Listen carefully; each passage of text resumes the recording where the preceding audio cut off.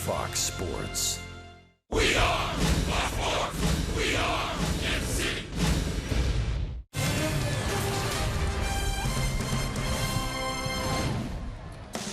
Royals baseball on a damp night on the south side of Chicago after taking 2 out of 3 from the Minnesota Twins to begin this trip. The Royals play 3 here at U.S. Cellular Field.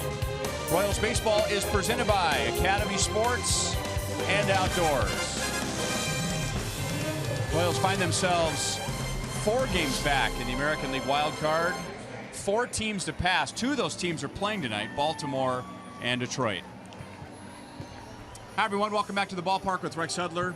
I'm Ryan Lefevre. It would have been great if the Royals had swept Minnesota. They let one get away late, but the goal was, as we talked about a month and a half ago, they won the series, 1 series at a time, and this is another team the Royals have played very well against. Yeah, without a doubt, they'll take that confidence into this series for sure, Rhino. But look, it's that one-game philosophy. They can't lose sight of that. That's what they do in baseball. They can't worry about tomorrow. It's about tonight.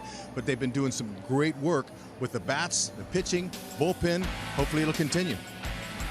9-3 against the White Sox this year, and in particular, it's been in the later innings where the Royals have dominated the Sox. That's right. Get those starters out of the game. The Royals have been beaten up on opponents' bullpen left and right. Look at their bullpen, the White Sox. They're over 5 ERA, 3 out of 9 in save. They've blown their save. Their save guys blown some saves. So look, this is an opportunity for the Royals they can't let go.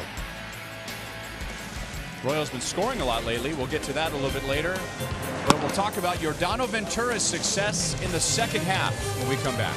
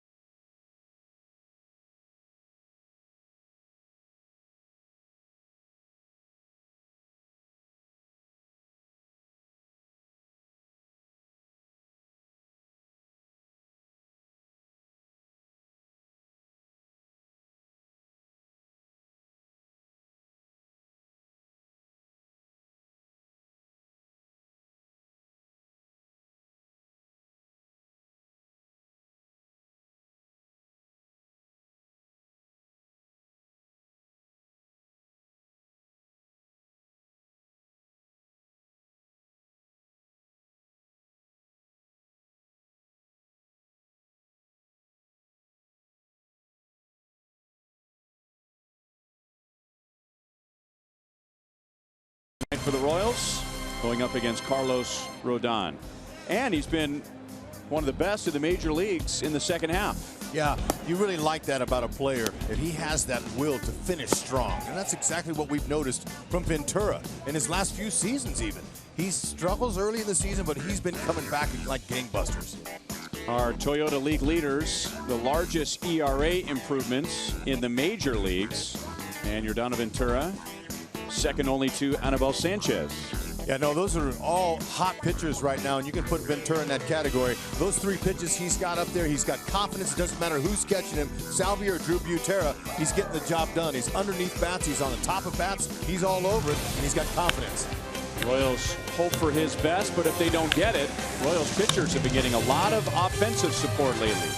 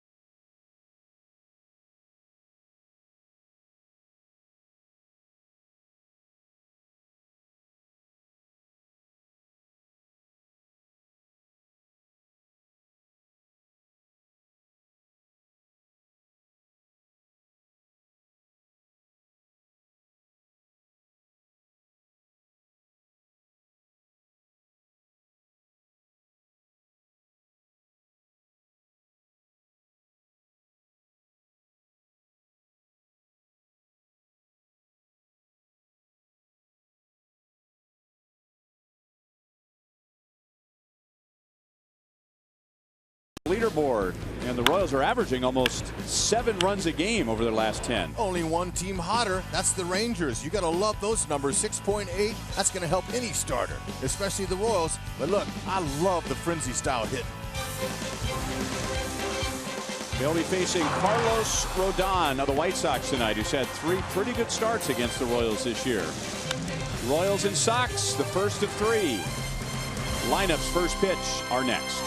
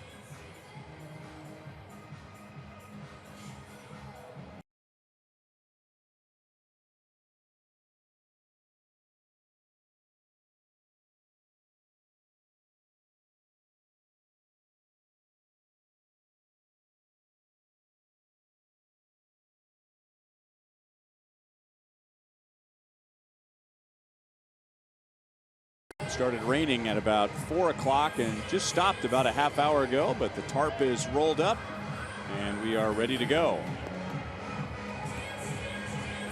Good news for the Royals. They get Lorenzo Cain back into the lineup. Lorenzo had missed 7 games with a sore left wrist. On the other side, Salvador Perez, he tried to go tonight, took some batting practice, and realized that he wasn't quite ready to go. Yeah, no, when it comes to swinging the bat, that's a whole different thing for your wrist. Now, he should be able to throw. I saw him out throwing and catching with Pedro Grifol, the catching coach.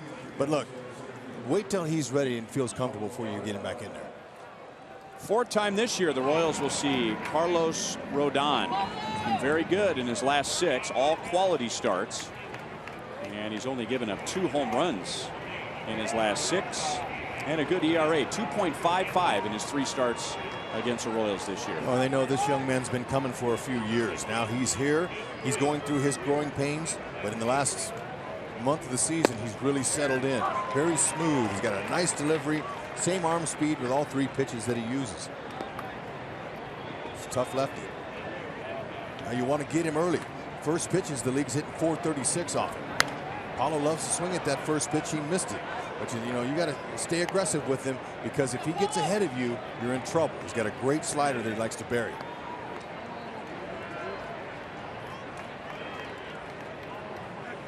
Paulo carries a 6-game hitting streak into tonight's game. Tried to get him with a high fastball. 1 ball, 2 strikes. Now he's firm. We might see some 95s out of him. He's averaging about 93.3 miles an hour with that fastball. The slider, it's a wipeout slider. 4th best on average on that. Lowest in the league. Changeup's not too bad. He's going to use that for all right-handers. First 3 hitters in Ned's lineup all hitting well over 300 against southpaws. It'd be nice to get something going early. Slider stayed up, and a very late swing. And are they going to call catcher's interference? How about it? Be a beautiful thing if they did. And that's what they did. They called. Not too often you get your base on a foul ball, but when you hit the catcher's glove with your bat, that's an error on the catcher.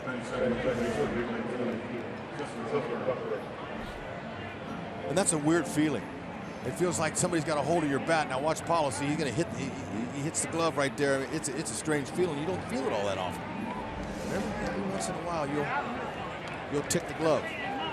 We haven't seen one all year, and then we saw one on the homestand with Jacoby Ellsbury, who's done it 10 times this year. Yeah, when you told me. Now Paulo Orlando. Yeah, when you told me that, I thought maybe 10 times in your career is a lot. Right. 10 in one season.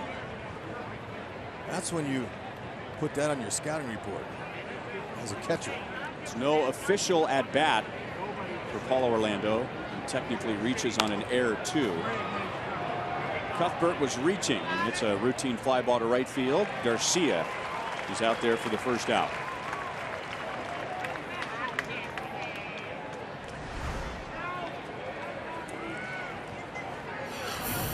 White Sox defense hasn't been that good. Now we've seen some worse, but one of their bright spots is Adam Eaton. He's having one heck of a season. 18 outfield assists. He's accurate. He gets to balls quickly. He's a fine athlete.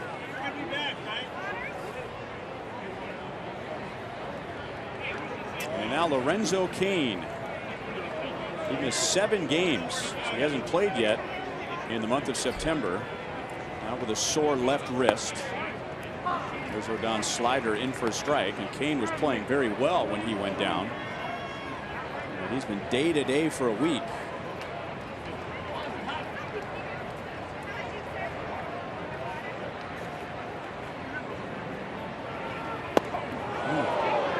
Just got him on the knee. That's a good thing. He didn't need that. And then you don't want him landing heavy on that wrist. No, you know, that little pain's not going away in his wrist. He landed on his elbow. Yeah, that's what you do. And you know, the same goes for him in the outfield. Have to be careful.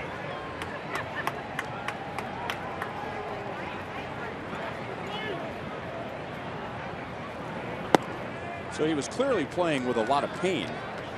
When they say day-to-day with a wrist, and he misses a week, and then we learn that it was hurting him so bad that even just catching a fly ball was painful. Yeah, that's almost too late to let them know. But he had his wrist taped for 2 weeks before anybody said anything about his wrist. And I didn't say anything about it because that's not our job to report injuries. The team will report injuries when they want to. But I could tell that there was something going on with his wrist. But, you know, that's a very delicate area for hitters. That's why Salvi might take him a few more days to get his wrists ready. But when you got that bat in your hand and all that torque that you use, it's incredible. The pressure it puts. Good rip. He's carrying his left hand on that swing. Now he is 5 for 8 against Rodon. Watch him. Watch his left hand here. He's going to say, it's still bothering me. Okay. You know, and he wants to play so badly. He's slow getting back in there. Especially his bottom hand. Bottom hand, that's the one that does the work. Top hand just kind of follows. That bottom hand, that's important.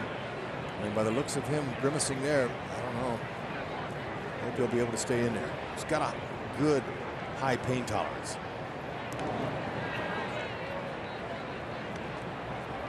And here's hoping that he makes contact all night, because if he swings and misses, and especially swinging and missing at an off-speed pitch, that's when he's really going to feel it. He needs one on the barrel. You don't feel him on the barrel. Shallow left center field and down for a hit. Paulo Orlando on his way to third, and he beat the throw. How about that? He did it with one hand. You see his bottom hand on the swing came off the bat, but he's able to drop it in there with a little doinker. Yeah, that's not good. Okay, now Paulo Orlando, he read that the whole way at first base. This is base running instincts. He does this as well as anybody. He didn't even hesitate at first base. He knew Eaton wasn't going to be able to get to it, so he committed. Very good instinctive base running there. Less than 2 outs. Time for Haas to get him home. That looks like a boxer's tape job. Well, hopefully as the game goes along, it'll get loose and it'll feel better.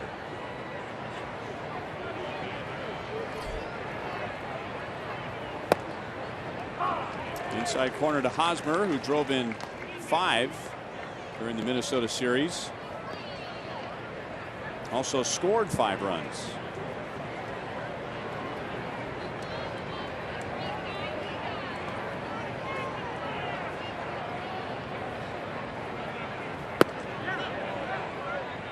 No swing. That's Field and Colbreth. Crew chief. That's right. Haas 2 for 9 off of Rodon in his career, and is a .241 hitter against lefties. 7 of his 21 home runs have come against the southpaws. There's our men in black. Think opposite field for Haas. Take it the other way. Except on a pitch like that.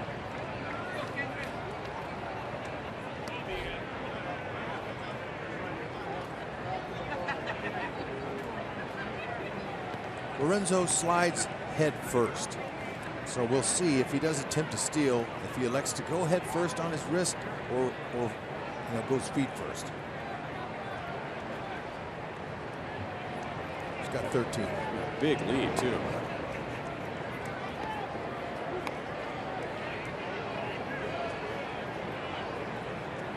Carlos Rodon, 23 years old, was taken in the first round by the White Sox just 2 years ago.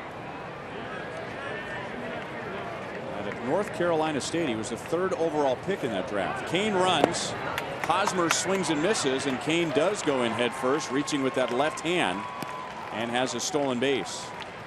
And that keeps him out of the double play. Good jump. 14th bag for Locaine.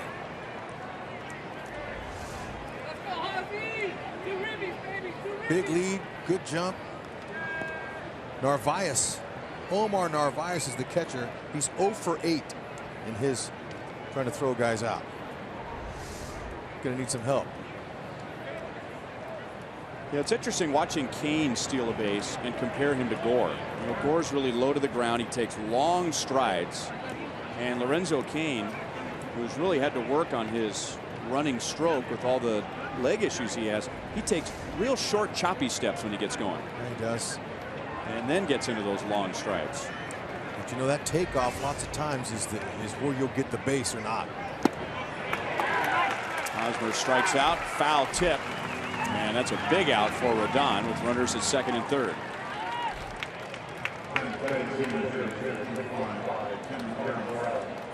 And now Kendrys Morales, the subject of our Kubota Power Stats. He's coming off a huge series at Minnesota, not just in that series, but in September. And if you combine September last year and this year, he's been one of the most dangerous hitters in the American League. So he truly saves the best for last.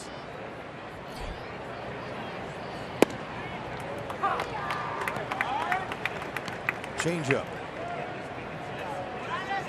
Impressive about Morales in the runs he's scored during this streak. He's getting on base, but he's also coming around third base with authority. Need a big lift here. So Rodon not giving him anything hard. A couple of changeups. Morales, he's very good at adjusting and making adjustments in at bats. You can see he's not going to try to come in here. They're going to try to come in here. It's good. He's going to lay off of that one. Look out over. He's going to try to get him on the back side of that plate on the outside with a changeup or a slider. Morales in the Minnesota series became the first Royal ever to hit 4 home runs and drive in 10 in a 3-game series. And he was swinging from his heels on that pitch. 2 balls, 2 strikes. He had almost too big a swing. He went firm with him, gave him a cookie. And see what I mean? It took him out of his swing. He swung so hard.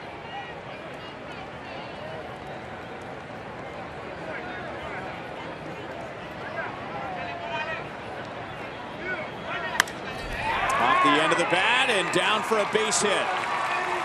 Morales has driven in 12 during this road trip, and the Royals have 2 in the first inning. Smart hitter.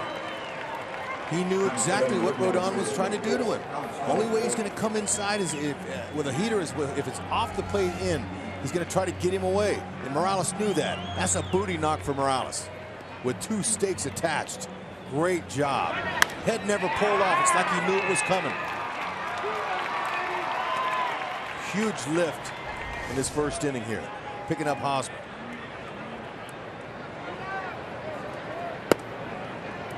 Fastball strike to Alex Gordon.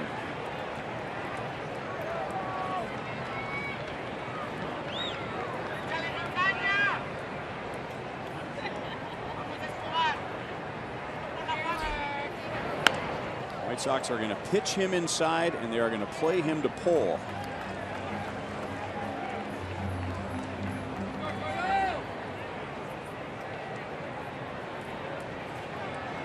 One infielder on the left side. That's third baseman Frazier. Yeah, there they are right there. You know, just to keep the line moving.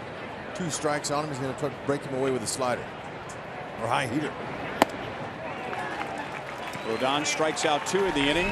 The inning begins with a catcher's interference. And Kendrys Morales with 2 down drives in Orlando and Kane. Pretty good hit. 2-0 Royals lead. Pretty good hit by Kane with one hand. Kane cleaned up the bases.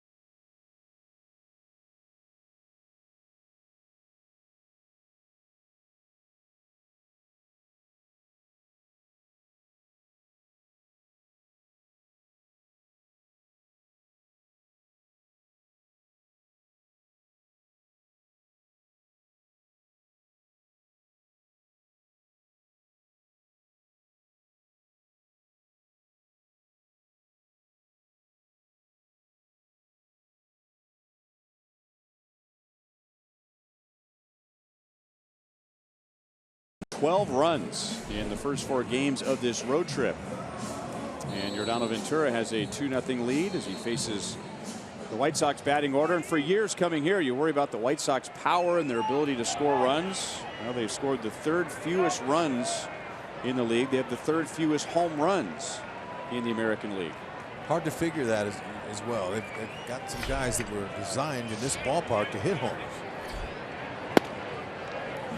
Nice easy 94 in for a strike to Adam Eaton.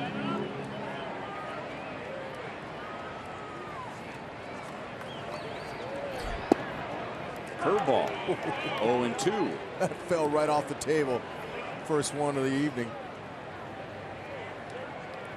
Be a long night for the hitters of the White Sox if he's on. That's a fair ball. Tried to sneak a fastball at 99 by him. And Eaton's at second base with nobody out.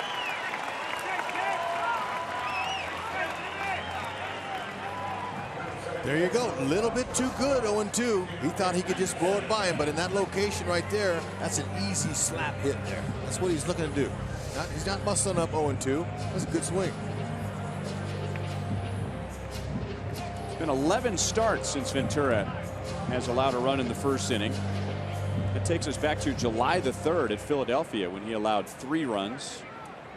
And now runner at second with nobody out. Ventura will face Tim Anderson. I love the 201 opponent's average in RISP. But he'll be challenged now in the first inning if he can. He's going to have to figure out a way to keep Eaton there. The movement. That even fooled Butera. That had some late life. Rookie season for Tim Anderson, who made his big league debut against the Royals. Chops that to Cuthbert. Eaton's going to take a shot at third, and he's in there. That's a tough spot to be in for a third baseman, because you got a fast runner going up the line. You want to look the runner back, but you don't have a whole lot of time to look the runner back. Yeah, and having been in Eaton's shoes before, when you have speed, you're going to do exactly like he did. You're going to hold. You get little bit of a lead there, and then you go right now. Before he even throws it, you take off, and you can make that successfully. Even if you have a Gold Glove first baseman like Hosmer that has a tremendous throwing arm. Good move there by Eaton. He's what Monty would call a gnat or a grommet, guy that gets under your skin. That's what those guys do.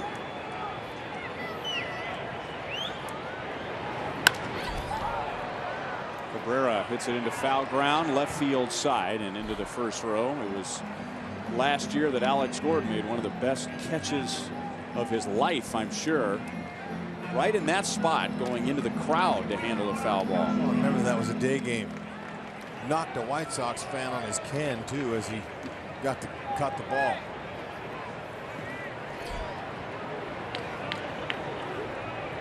Giordano could use a strikeout here.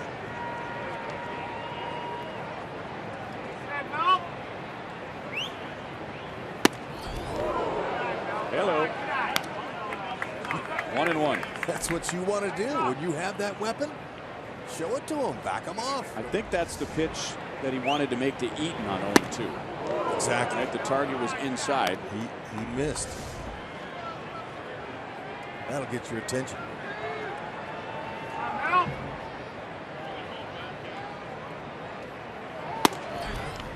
In there again, 2 balls, 1 strike.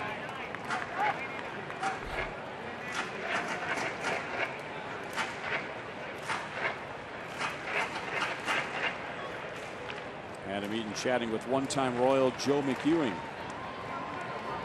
White Sox third base coach.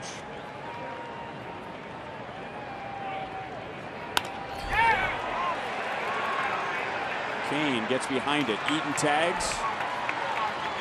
And the throw is late. So Eaton's leadoff double turns into a run. Melky Cabrera drives in his 11th run against the Royals this year, and now it's 2-1, Royals leading. You can give that run solely to Eaton. Not only did a nice job with the 0-2 slap double, but he's able to advance on a ball that most guys can't.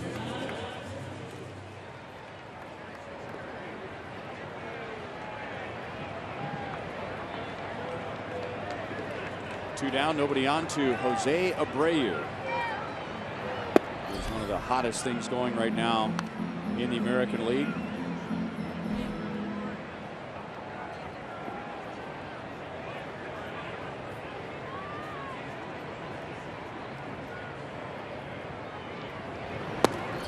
Trying to chase one down and out of the strike zone. 1 ball, 1 strike.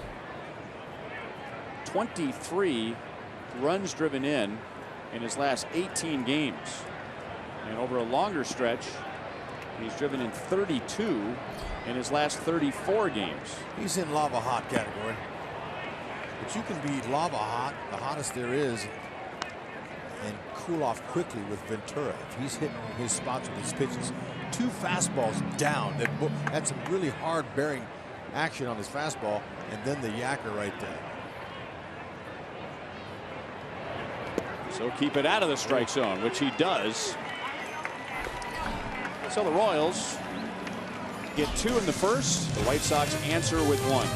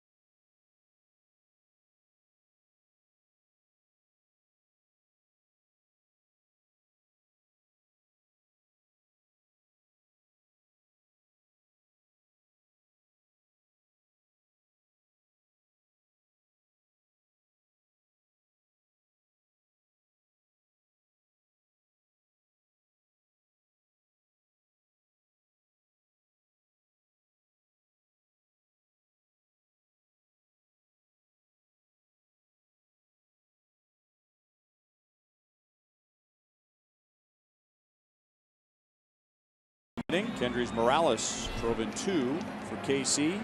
Melky Cabrera drove in the White Sox run.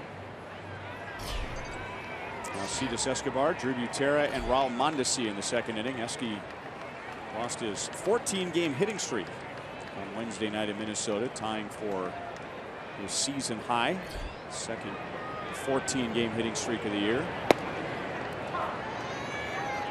And we talked quite a bit during the Minnesota series about his improved plate discipline. We'll see how he does with Rodon's slider. Well, he's had a tough time all season against lefties, just hitting .209. 2 out of his 5 homers he's gotten a lefty, and just 1 for 9 off of Rodon. So you're better off swinging early in the count. Reaches down and gets that slider that was just a few inches off the ground. It's a 2nd straight half inning that the leadoff man has reached on an 0-2 pitch.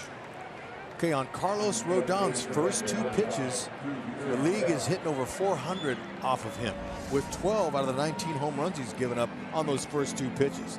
Now this is a slider, and a great job of going down. You can see where Narvaez was going to catch it on the ground. He caught that at a perfect spot and is able to get a single out of it. Got to respect Melky and his throwing ability this year. He's got 12 outfield assists. Made a nice play on that ball. Now the outfield's slick, it's wet, because there's going to be skipping out there. Infield too, it's damp. Fastball strike to Drew Butera.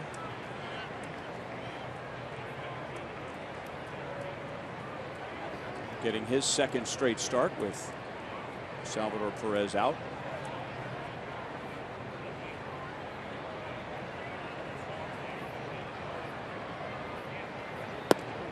One and one. Let's bring in Joel.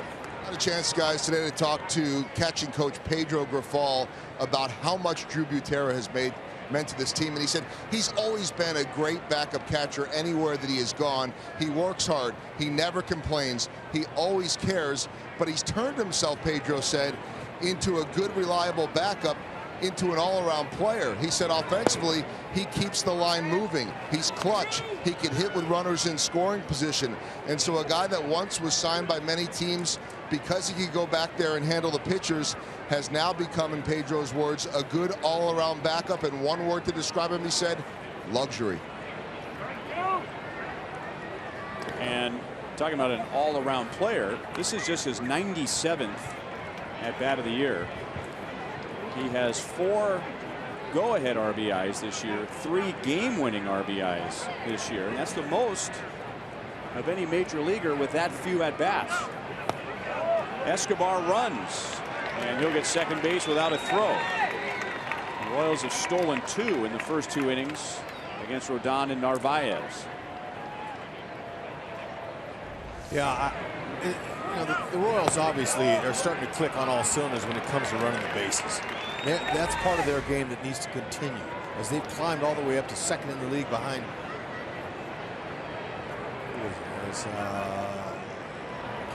Anyway, they're second in the league in steals. But the word that Pedro used for Butera is special. Luxury. He's a luxury player.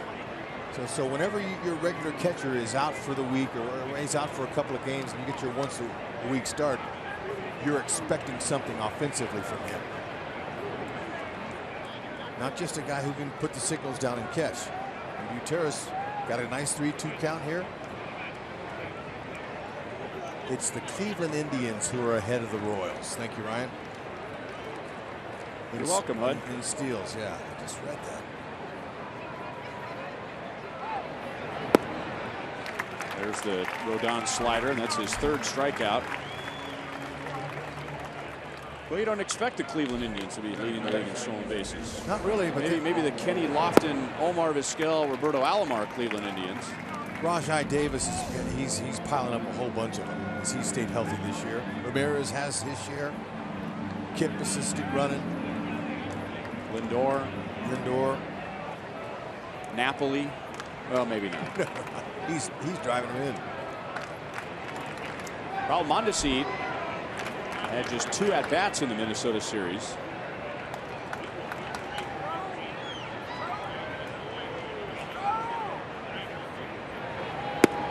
Lays off the slider. 1 ball and no strikes. You know, Whitley Merrifield, he's a little bit ahead of Mondesi. A little bit more offensive ability.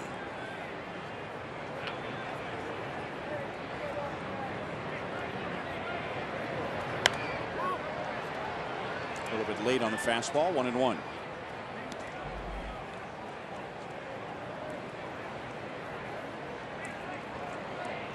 You know, he's a good bunter from both sides of the plate. It's a 1-1 count. Usually with 1 strike, if you try to bunt, and now you're down 2 strikes. You want to do it early in the count if you're going to bunt. Wouldn't be bad. And Narvaez makes the play. Too bad. Right idea, but you got to make sure to stay on top of the baseball. Anyway, if he's successful with that, he moves Escobar to 3rd, less than 2 outs. See how the bat head dipped? It dipped. You got to keep it up. Keep the barrel up.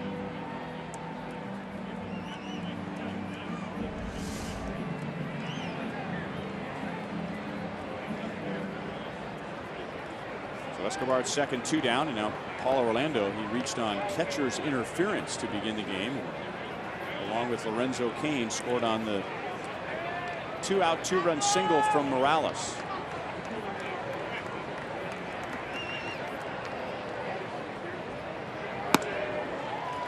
Oh, 0-1. Paulo wasn't really committed on that swing. We mentioned how well he's hit off of first pitches all year long. But the opponents are starting to catch on now. He was thinking, well, maybe he was going to throw a fastball. Maybe it's like he wasn't really convicted.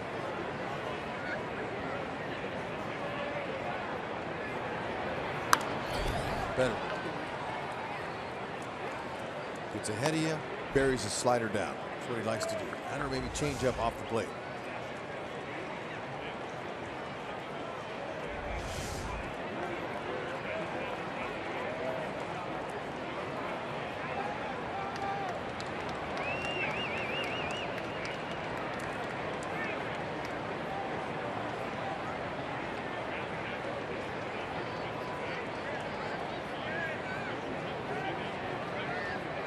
Escobar's got a big lead at second base, and that's caught Rodon's attention, and now he gets Paulo to chase a high fastball. Still 0-2.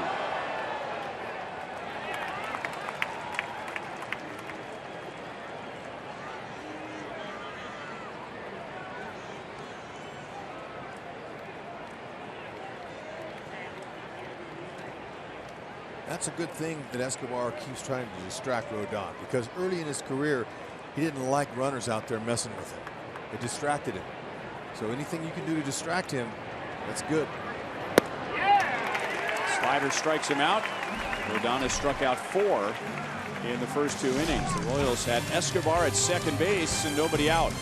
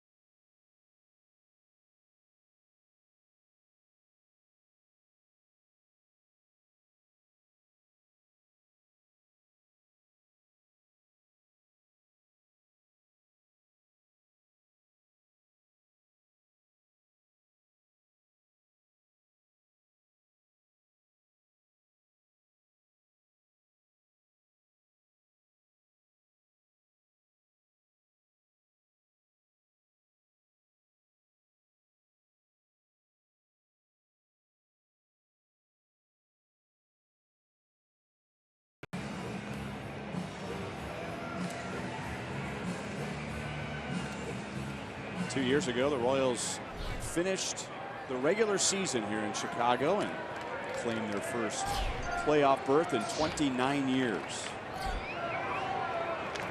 Justin Morneau takes a fastball strike from Giordano Ventura. Morneau's been out most of this year, recovering from off-season elbow surgery. No balls, 2 strikes. He's a couple of years removed from winning a batting title with the Colorado Rockies. National League. He brings so much to this White Sox team. His veteran leadership. He's a real pro. He shows up early. He does his homework. That's what you'd expect a guy like him to do. He's a pro, big time.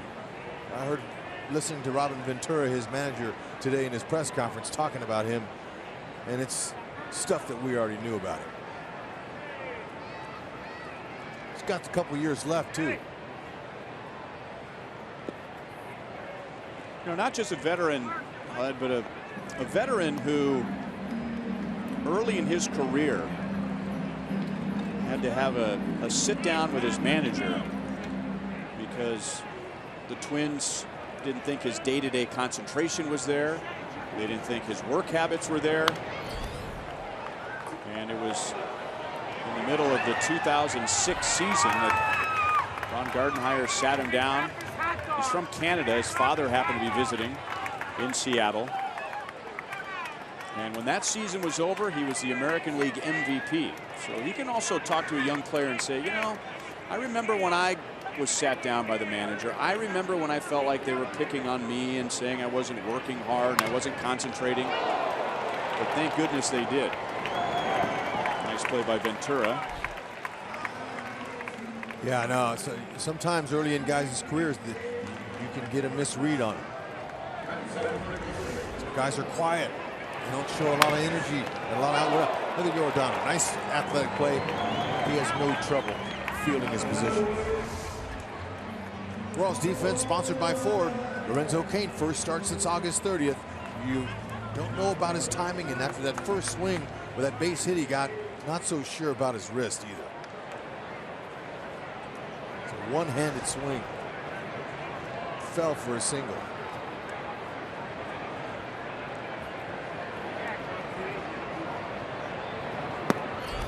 Down and into Todd Frazier. White Sox acquired him for his power. He had 35 home runs last year for the Reds. That was a career high, and he already has 35 this year, so a good chance of passing that. They're batting .214. Yep, a lot of strikeouts.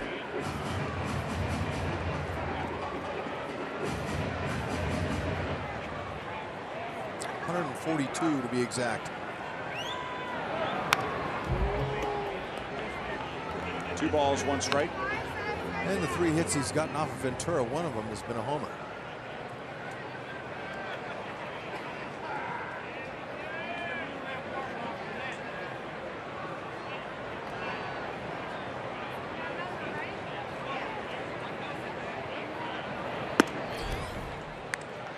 Three and 1, 99 with that Ventura fastball.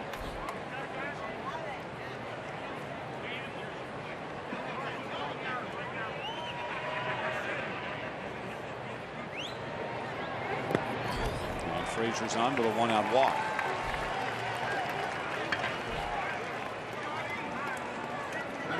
Hey, Kansas City Royals fans, next time you want to grab Royal seats, get the StubHub app. Not only will you find seats you'll love whenever you want, you can find the best seat for your buck when you sort through the best value. We take pride in location of seats and show you which tickets at StubHub give you the best deal. So go get the StubHub app today.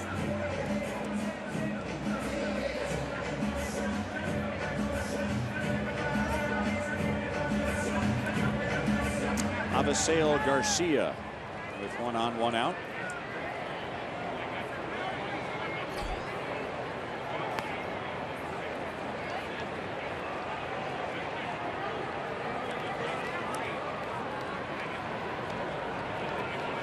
Heck of a move. Unfortunately, Todd Frazier was still on the base. Yeah, Giordano can just relax when it comes to that, although he does have 11 steals. He's been caught 3 times.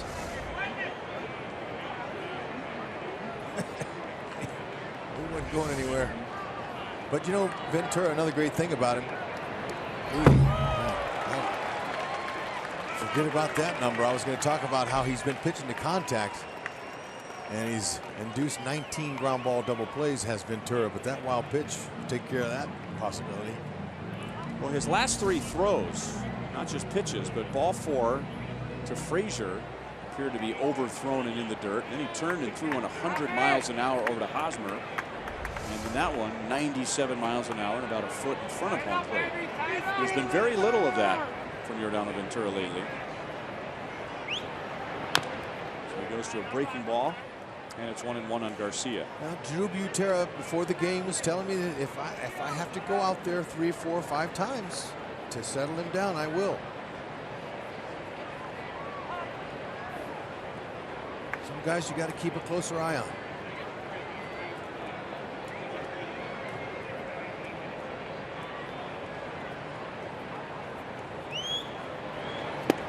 Changeup. 1 and 2. Nasty. See the bottom fall out of that? Ooh, man. Those hitters going back to the dugout, I guarantee are saying, man, good luck.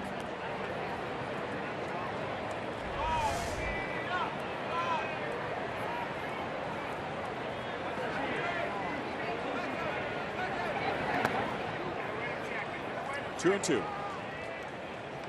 I mean, a guy that throws that hard, you would think that the catcher maybe be a little bit nervous about catching one on the palm or trying to block one like that, hit off one of your arm. But you know, catchers are fearless. That's just part of their job and part of their game. And they can mask that pain that happens almost every pitch. Something. But he's throwing hard, and with that movement, it's hard to catch it. Oh. Back with a changeup, 90 miles an hour. How many pitchers wish they had a fastball that was 90 miles an hour? That's exactly right. Oh, his stuff is electric.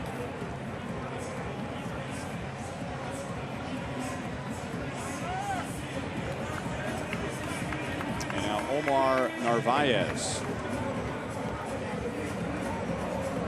switch hitting catcher.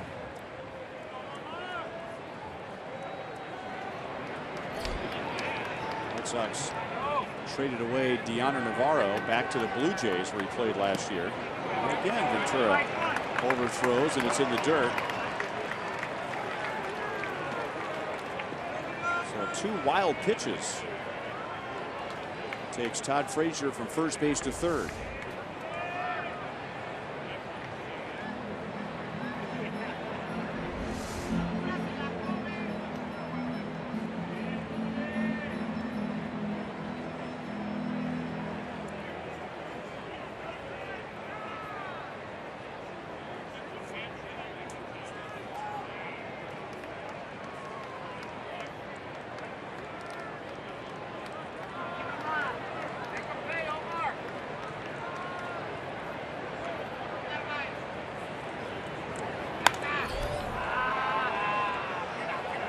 Gordon coming in from left field and into foul ground and sliding on the dirt to end the inning. Narvaez fouls out with a runner at third base.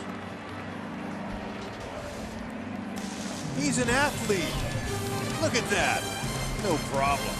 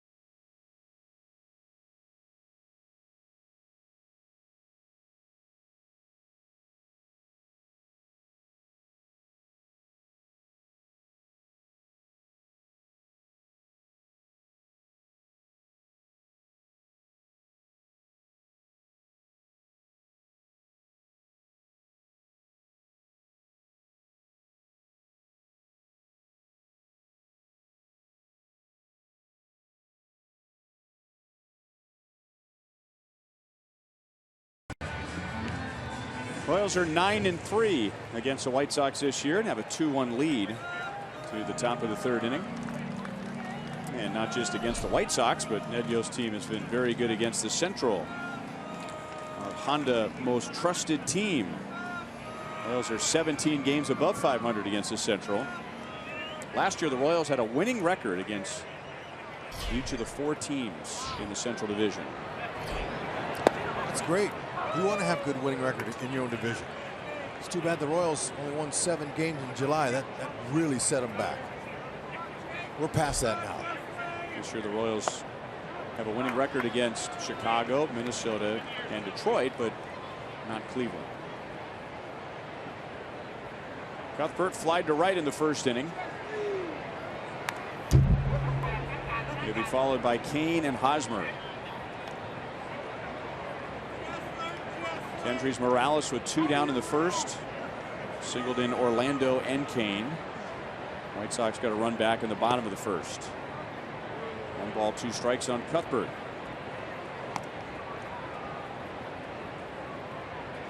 Another Royals hitter that you mentioned, Hud, who's done well against lefties this year.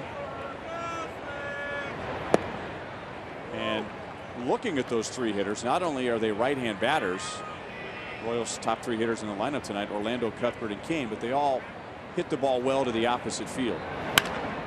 That's pulled to third. Ole, says Todd Frazier. 1 away. Lorenzo Cain stepping in there. We was wondering how his wrist was going to react to his swings. It wasn't good. The first foul ball that he hit. Not only did he grimaced, he carried his hand. And then the base hit. You see, he did it with one hand.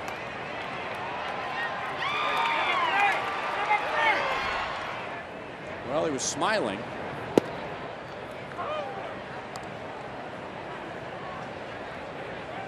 For a minute there, I wasn't sure if he was looking into the dugout, shaking his head, but no, he was smiling at his teammates, saying, "That's right, I'm back."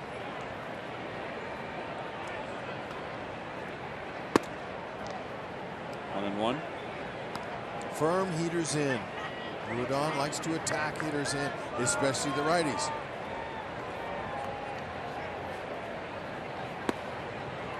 Backdoor slider. He'll throw that slider for strikes. He likes to challenge hitters in the zone with that. That's not just a back leg slider, even though he wants it down there now. No swing. And how did that feel? A check swing. No grimace.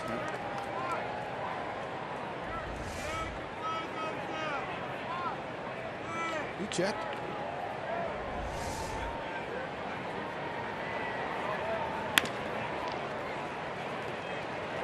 Anderson throws long.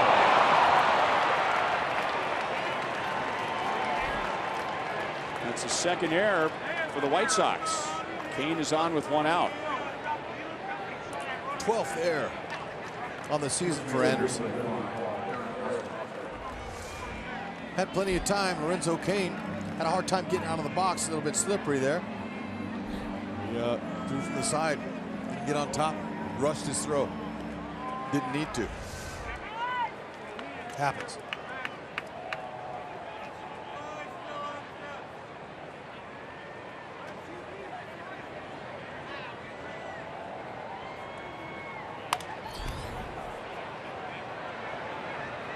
That will be back into the crowd and 1 strike on Eric Hosmer. The splits on Carlos Rodon, not too shabby. Righties, you know, they're doing most of the damage on him, like most left-handed pitchers. The opposition always stacks their right-handed bats against them. Similar to Danny Duffy's numbers. Duffy's only given up 1 home run to a lefty, but under 200 average.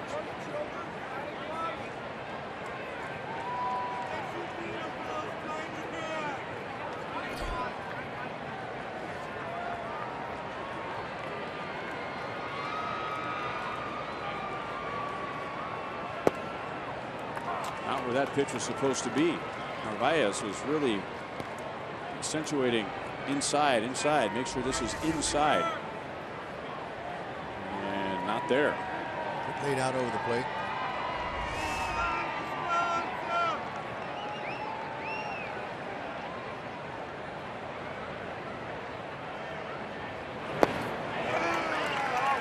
Three-pitch strikeout. 5 strikeouts for Rodon in his second against Hosmer.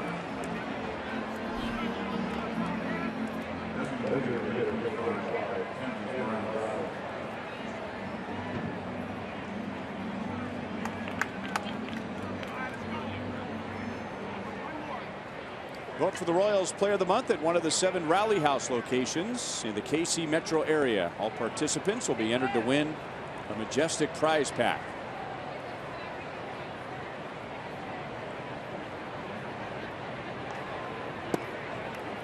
Down and in, ball 1-2. Morales with 2 strikes. Morales took a pitch that may not have been a strike. It's outside and just poked it into right field for a 2-run single. He was looking out there. That was the main thing. He knew that Rodon was going to go out there, and he was waiting for it. And that'll go to show you, you can hit pitches 3 inches off the plate. Doesn't have to be down the middle.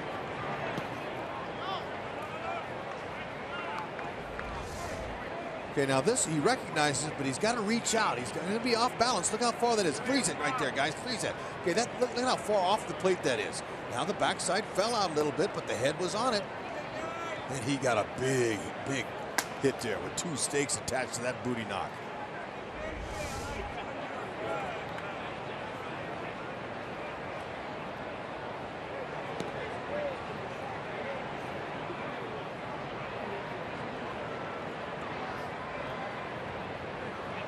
Might have a chance to win that award that you just mentioned, that Rally House Award this month. Rake it.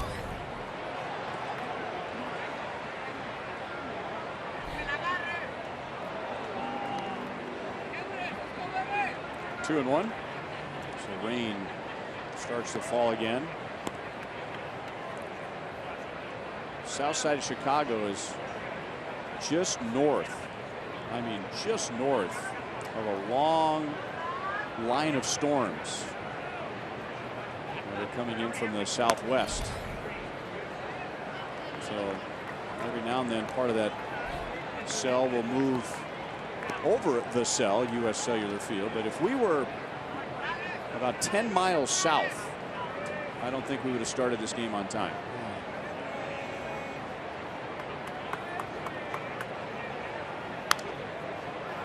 Again, tried to go the other way. 3-2 on Morales.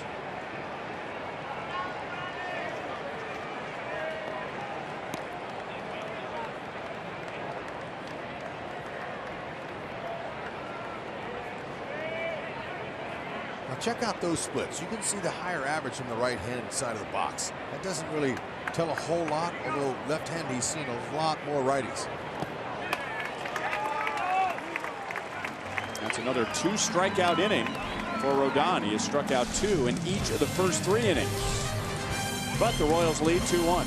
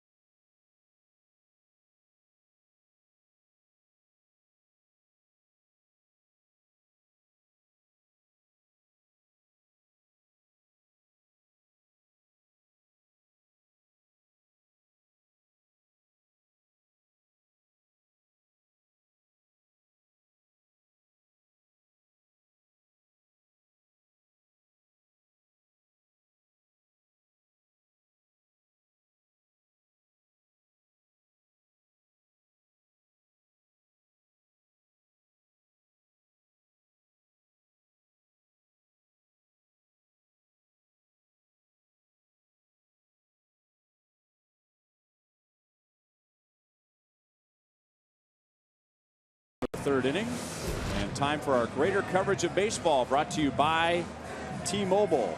The selling New York Yankees at the trading deadline have the 3rd best record in the major leagues since the beginning of August.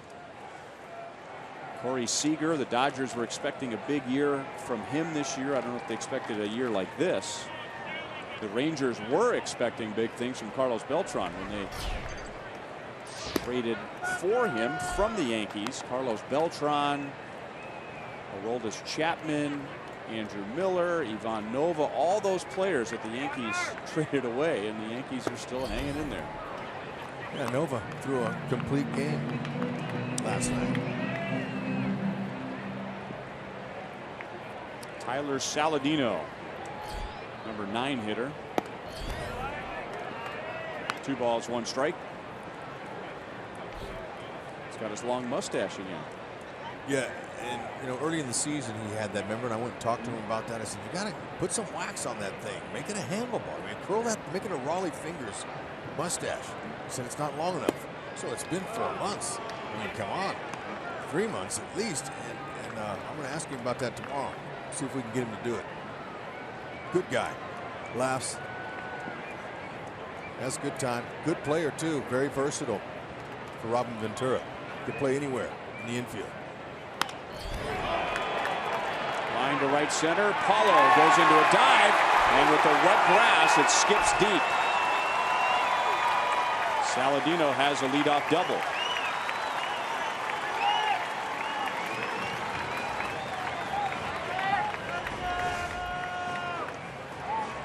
Okay, the ball wasn't hit all that hard. Paulo took a really good route, took it right to it, but just a little bit out of his reach. He thought Lorenzo Cain would have been there on the hop, but it got, like you said, it skipped and got by him. Saladino just put it in play, stayed in the middle of the field.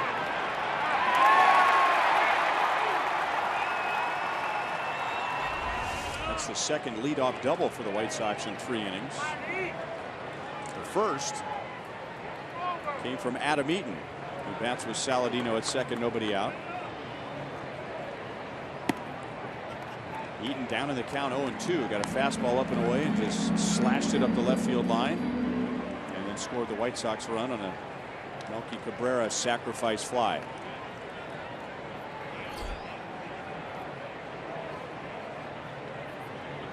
Line to left field, caught by Alex Gordon.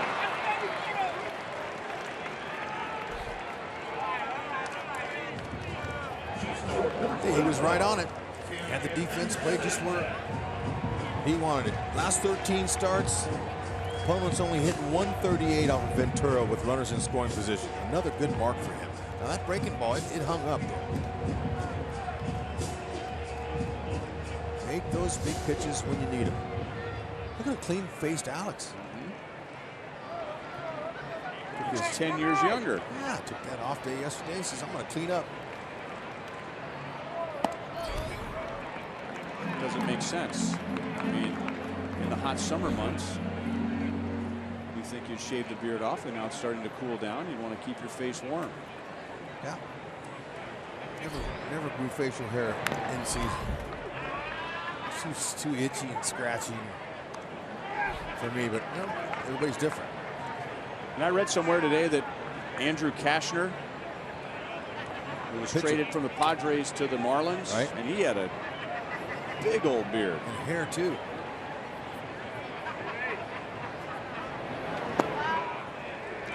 One and two on Anderson. Well, when he went to the Marlins, they have a no facial hair policy, so he had to shave that beard off, and now he was asked if he'd be interested in returning to the Marlins, and he said he would, only if the Marlins changed their facial hair policy, because the beard is that important to him.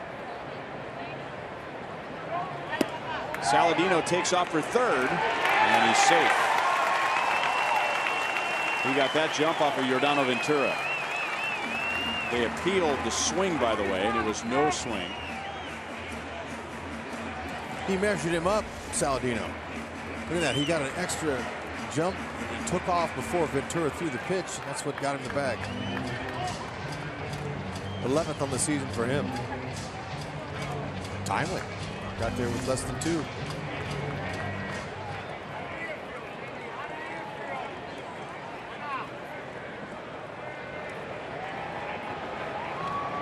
Two and two on Anderson. And that's into center field, and it ties the game. Bob doubled by Paulo Orlando, but no further advance. So the White Sox twice tonight have gotten a leadoff double, and that's how they scored their 2 runs. Anderson drives in Saladino. He went with this pitch nicely. It's a breaking ball down. It's almost like he had an idea it was coming. Ventura made some good pitches on him in that at bat. Nothing was in the middle. Credit Anderson for that.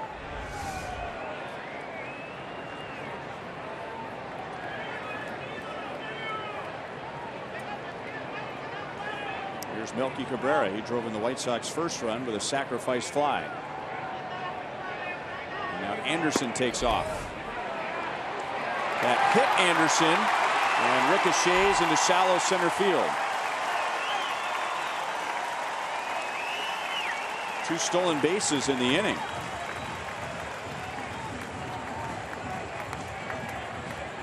It's an error on Butera, allowing Anderson to go to third. That's not something we see when Ventura pitches. Normally quick home. Runners don't steal on him that often. Especially Saladino stealing third. I can't remember a base runner stealing third off Ventura in a long time. And the Royals are forced to bring the infield in. 1-0 on Cabrera. Really tried to pitch him inside first time up. Trying to tie him up again.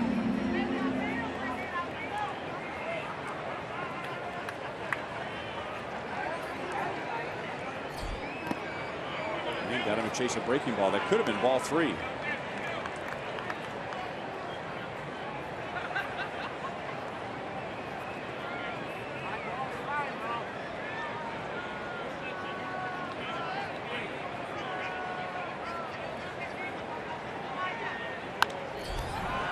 Up. Tough spot, and it's Kane taking charge.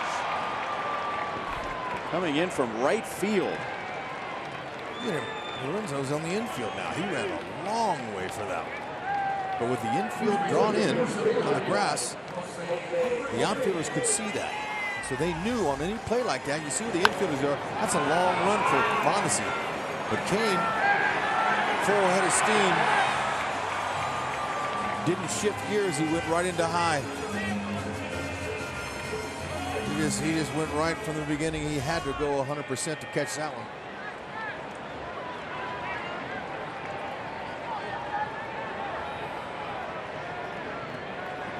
Two down to Jose Abreu. He was not picking up the ball out of Ventura's hand in the first inning. He swung at 3 pitches and were down and in the dirt. Both fastballs and breaking balls.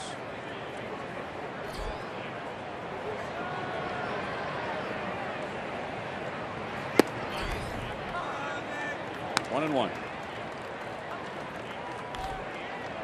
Abreu's excellent at going to the opposite field. He gets a lot of his hits and home runs to the right center.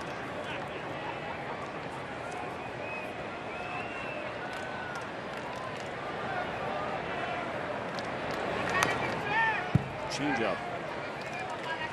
2 wild pitches on the night already gives Giordano 11 on the season. Wants to just try to stay away from that. Butera is going to have to really block these sliders or these curveballs that are coming in.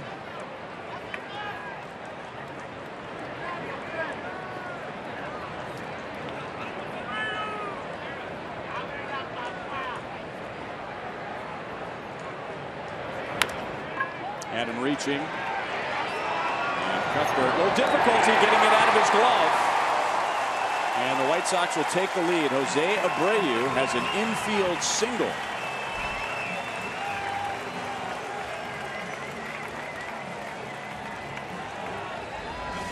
All right, now it's going to happen. He's playing way back and not expecting this. And when a hitter's out in front like that, you're already out of the batter's box. Haas did a nice job there from saving in the extra base on an error there. Nothing you can do. Executed a good pitch. He just topped it. So it's the White Sox that are running with the Royals now. Steals have made a big difference for them. Now look at it this way. Giordano Ventura all year This is his 28th start. All year, he's allowed 4 stolen bases, and 2 of those 4 have been in this inning. Not a good shot to see that, but they're being aggressive. He was right by Morneau at 99 miles an hour, 0-2.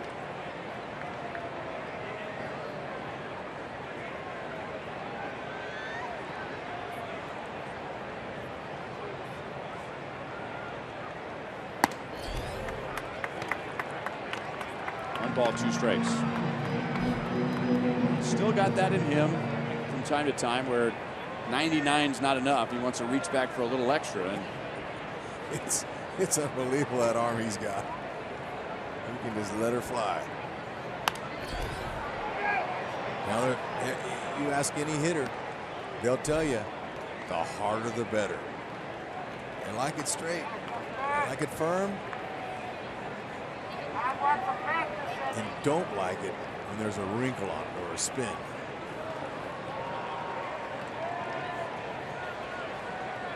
Time to drop the hammer. that will reach the seats.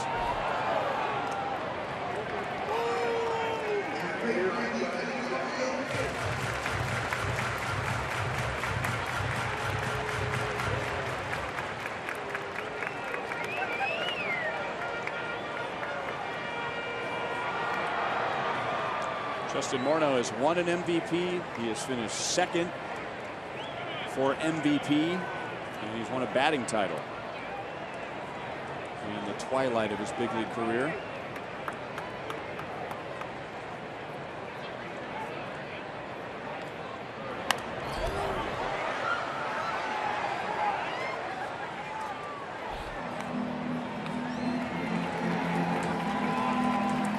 White Sox running in this inning made a difference. Both runners have scored and stole the bags.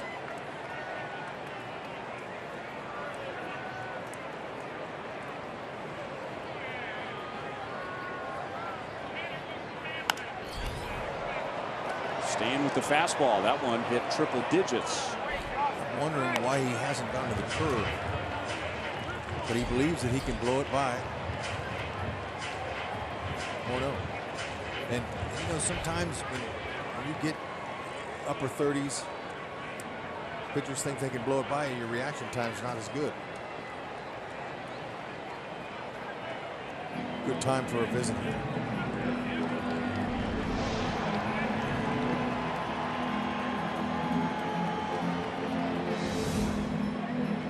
Giordano's English has improved so much over the last couple of seasons. No issues communicating.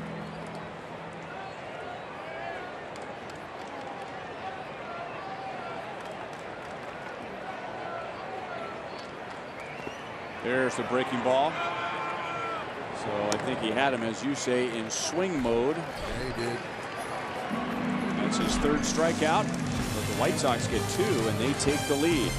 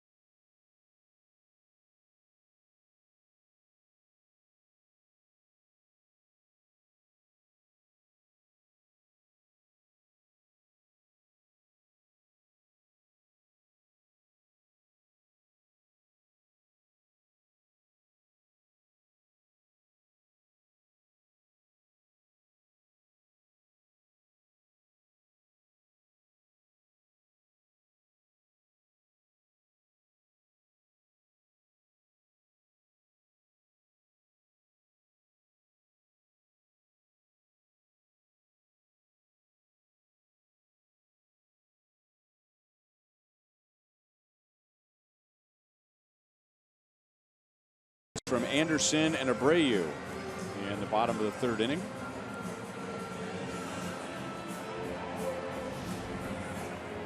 Salvador Perez chatting with Yordano Ventura and listening to Alcides Escobar. and Escobar, he's saying what I was saying. We're waiting for the curveball. You can see him. He's dropping his, making the curveball.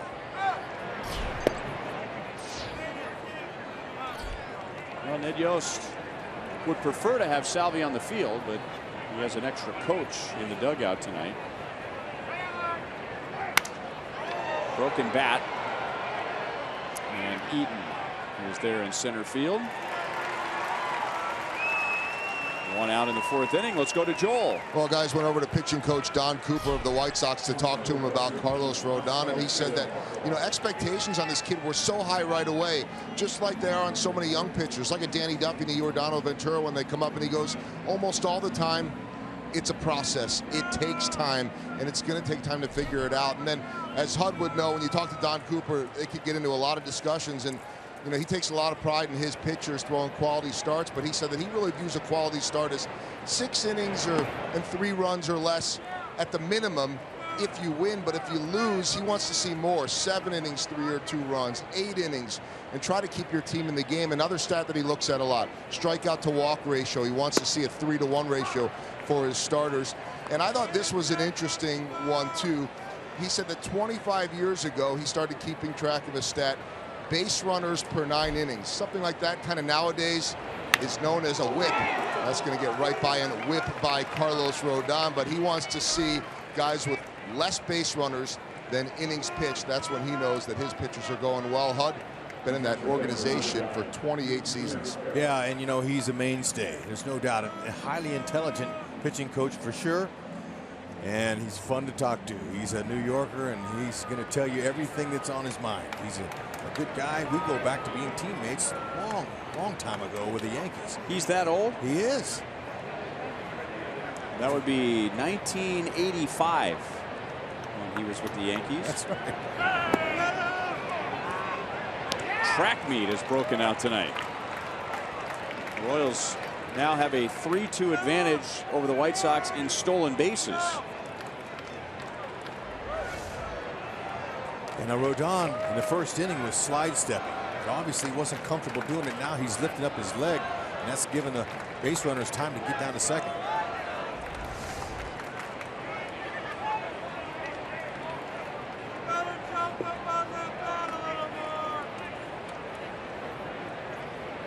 Royals have now stolen a base in 10 consecutive games. The franchise record is 14 straight games, and they did that twice in 1976. That would be the Whitey Herzog running Royals.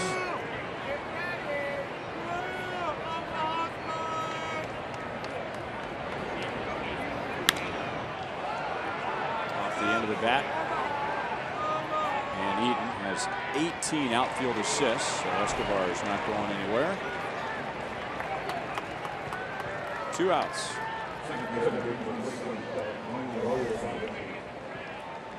Cheer on the Royals next Saturday against these White Sox and feel like a part of the team in a Royals batting practice pullover presented by Fox Sports Kansas City.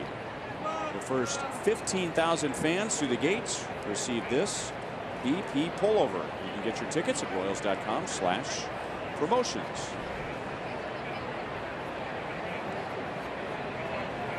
Escobar at second, 2 down to Mondesi. He tried to bunt his way on first time up and popped out to the catcher. Stings through a fastball at 93. Escobar had a huge lead, and that got the attention of Tyler Saladino, the second baseman. Now Tyler walked in about 5 steps. As he saw what I saw, it looked like Escobar wanted to steal third. Taking a fastball, and it's 0-2.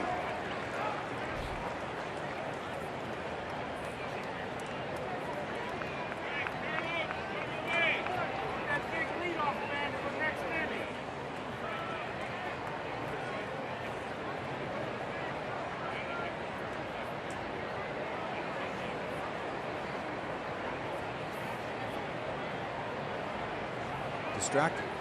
Escobar's in his head with 2 outs and an 0-2 on the number 9 hitter, Mondesi. And when Rodon left last inning, he was angry about something. He stormed off the mound talking to himself. And it wasn't a bad inning. Right.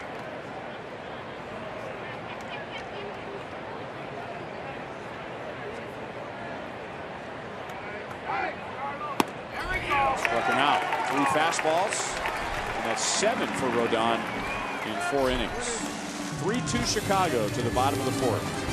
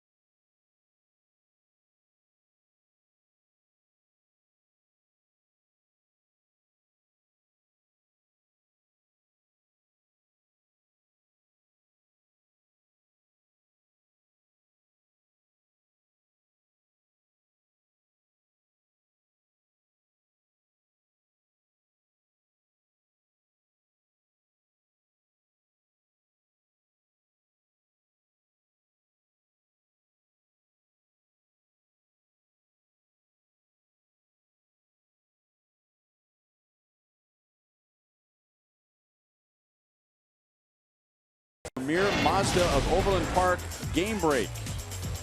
Tigers are 1 game back of Baltimore for the 2nd wild card spot, and that's J.D. Martinez driving in a couple of runs. That's what Detroit ahead 3-0 in the 5th. It's now 3-2.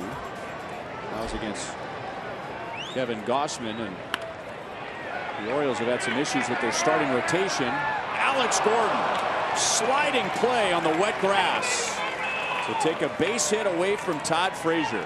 Man, he closed so well on that. On contact, that ball had some topspin on it. It was a hanging curve. I didn't think Alex was going to get to it. Closing speed. You could smell it. He knew, I'm going to make this play. How about it? Nice little kiss of the turf here. Now, it's not Trevor turf, but it is turf. Was that a grass sandwich? That was. Okay. He liked it. He was grazing after that nice highlight catch.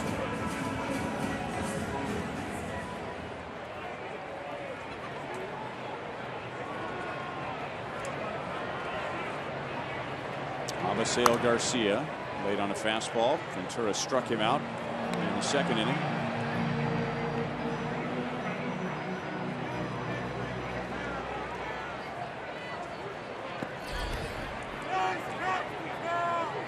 One ball, 1 strike.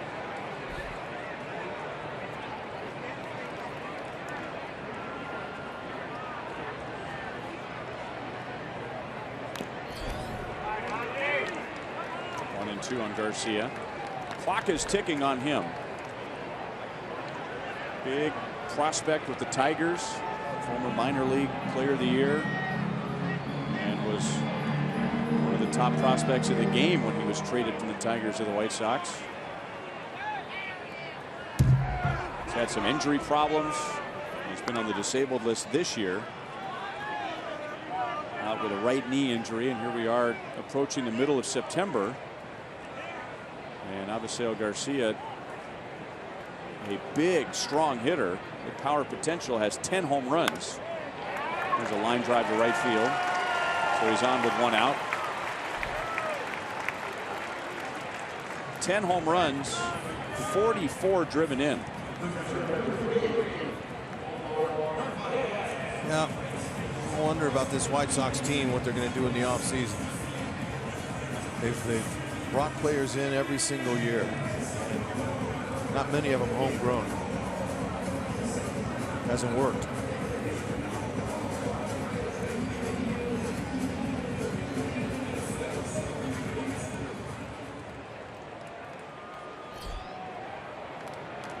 This is Robin Ventura's 5th year as White Sox manager. He got off to a great start. He was part of that recent trend of managers who didn't have any managerial experience at any level, really no professional coaching experience, but a good player, good team guy, a good manager of people. And the White Sox contended right to the very end of the 2012 season, and it looked like a great decision for the White Sox to turn it over to him. But now the White Sox, coming into this year, they've averaged 91 losses over the past 3 years, and Robin Ventura's team is 5 games under 500.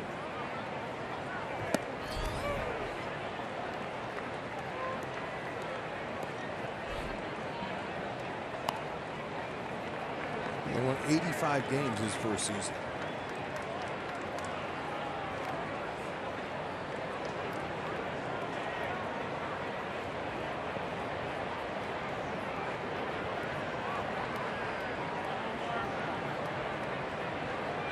Garcia runs and is fouled back. 2-2. They are not backing off the throttle. Now they know that Salvi's not in there for sure. Salvi's has one of the best throwing out percentages there are, but Butera, it's not too shabby, but they're just getting good jumps off Ventura. That wasn't the best jump there.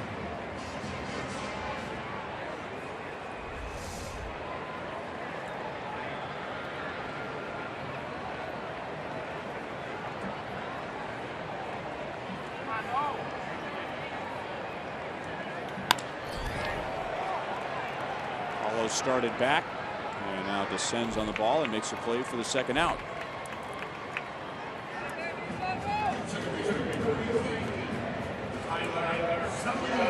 College football is underway on Fox Sports Kansas City tomorrow afternoon. KU takes on Ohio at 1:30 p.m. right here on Fox Sports Kansas City. It's always a little strange this time of year when we're in the heated pennant races and you turn on the TV and there's football. It's like, oh yeah, it's that time of year. And again, Ventura going with his best move, and Garcia was hardly off the bag. That time Ventura tapped his chest with his right hand to Hosmer, saying, I'm sorry, that was not the best of choices. My bad.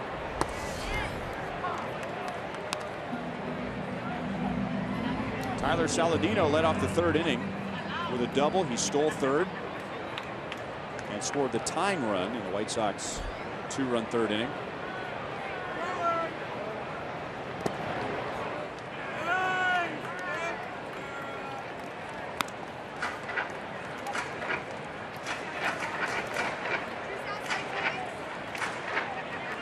The Royals are catching the White Sox. They are playing well. They've won 4 of their last 6, and they're playing well at home. Because of all the moves that they made, and they brought in some players with numbers, White Sox got off to a very good start. They were one of the surprise teams early in the season and had a big lead in our division. They were 23-10 in May and had a 6-game lead in the Central Division. That was the 2nd best record of the major leagues.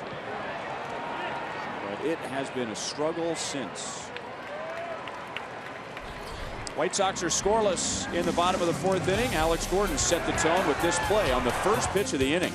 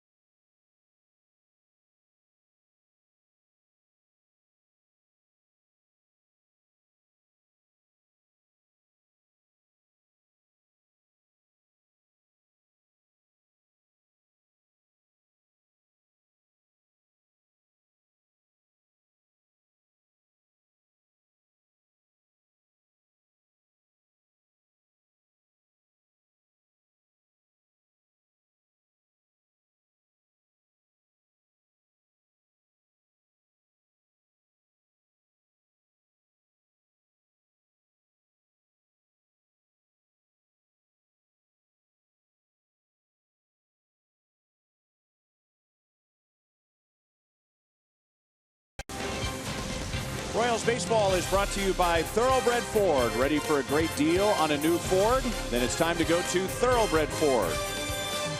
And by Jack in the Box. Taste the all-new Jack's Brewhouse Bacon Burger today at Jack in the Box. Limited time only at participating restaurants.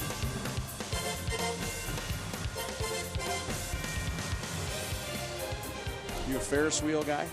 Yes.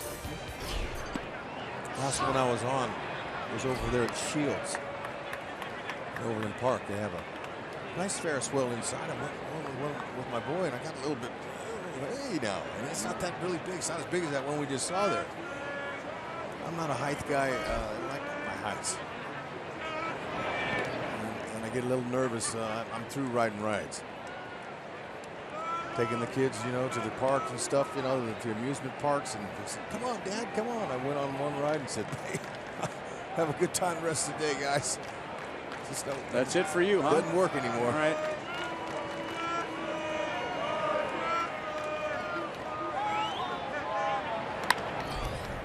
Paulo pulls it foul. Your guys are a little bit young to be on those, but you'll get that. A little too scary for them right now. Yeah, Yep. but you'll get there. Let me know how that goes. Well, I won't be wolfing down cotton candy and nachos before I get on. Just don't do that. Yeah. That's a key. Carlos Rodon has struck out 8 in 4 1/3 innings. It's his second against Paulo Orlando.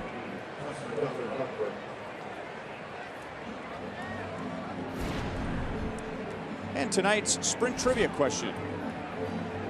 Who was the last team to have 2 different players lead the league in outfield assists in back-to-back season? The last team to have 2 different players lead the league in back-to-back seasons. Thank you for repeating that. You're welcome.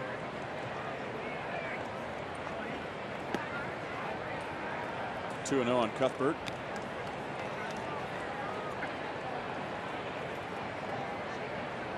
So one player one year, another player the next year, but they're both from the same team, correct?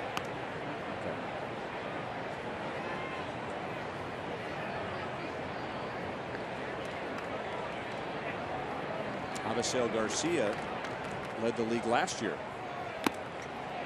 And now Eaton is leading the league this year. Okay. So who was the team prior to that? How about the Royals? How about the Royals? Maybe we've had some really good throwers. Frenchie, Alex. They stopped running on Alex. Anderson throws out Cuthbert. There are 2 down in the 5th inning. Maybe now it has to be 2 different players, so it can't be Alex in 2 years. So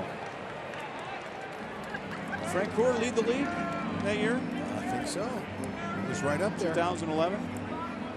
Oh, I wasn't here then. I'm thinking of 12.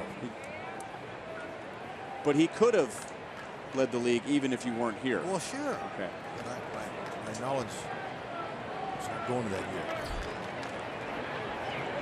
2 down to Kane. Lorenzo singled basically with one hand in the 1st inning. He's back after missing 7 games with a sore wrist. Singled and scored in the 1st, reached on an error in the 3rd.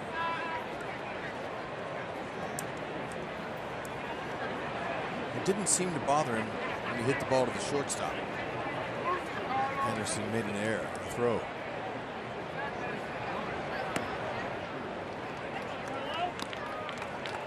First inning, we'll see how, show you how he did it. I don't know.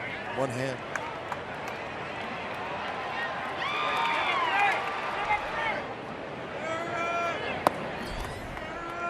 I've seen that drill before. Yep. Where a hitter will just, you know, hold a small bat with his top hand to really emphasize getting on top of the ball. I've never seen it in a game. It's pretty good. Led the 2 runs.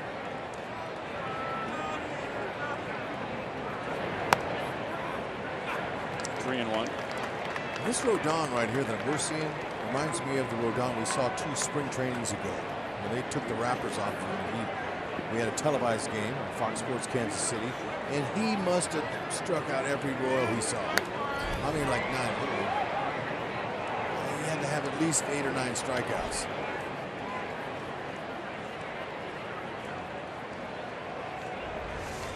So Lorenzo Cain is still experiencing some discomfort. Took his hand off the bat again. Yeah, and then you notice how he landed on his seat and didn't use his hand to stop it.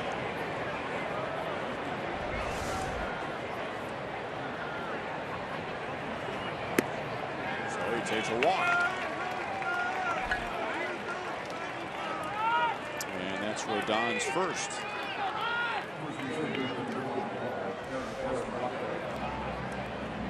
Join your fellow Star Wars fans for Star Wars Day at Kauffman Stadium next Sunday against the White Sox. Dress up as your favorite Star Wars character and enjoy themed entertainment. The theme ticket package includes this exclusive Eric Hosmer X-Wing pilot bobblehead. Orioles.com/theme tickets. Yeah, Saturday. How long is that line going to be? Yeah. It should be long, and Saturday they're giving away T-shirts too. Pick a day, come both days. BP Polo. After we're done here in Chicago on Sunday, we are down to 2 homestands and 1 road trip. Cain has another huge lead on Rodon, and that certainly caught his attention. He just kind of froze after coming set and looking under the bill of his cap over at first base. Figured, what am I going to do with this guy?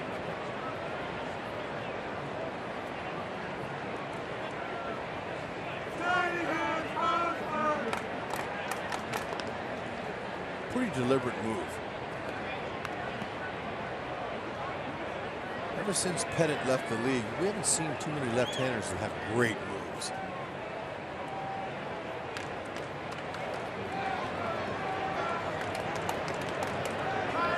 He's got his front foot past the circle cut of the grass.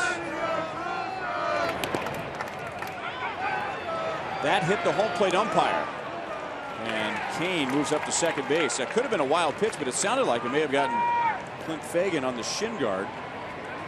And that gave Narvaez a chance to throw down to second base, but Cain got a good read, and he's in second with 2 down. Good hustle, way to read it. Should have went all the way to the backstop, but it hit it right shin.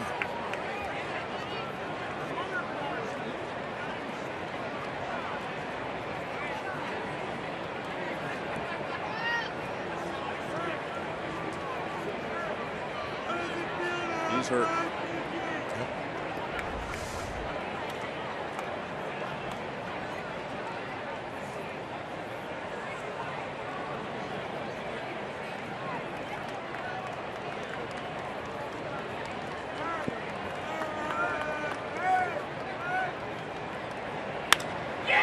Center field, well hit, and Eaton runs up to make the play. Cain is stranded at second base. 4.5 played. White Sox lead 3-2.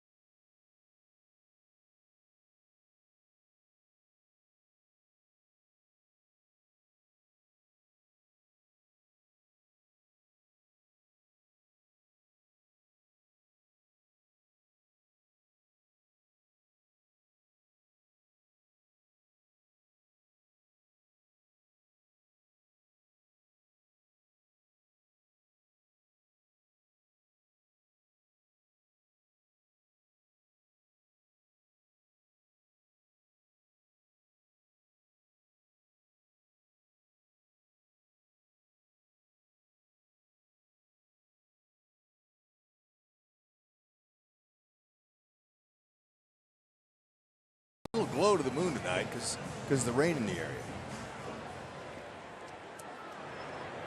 Excuse me? Oh, there was. I guess the rain's gone, but it's glowing.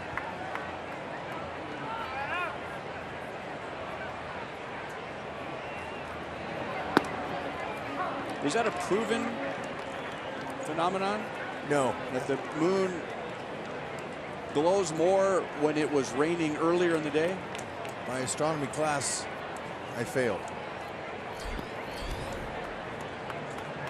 I had heard that before.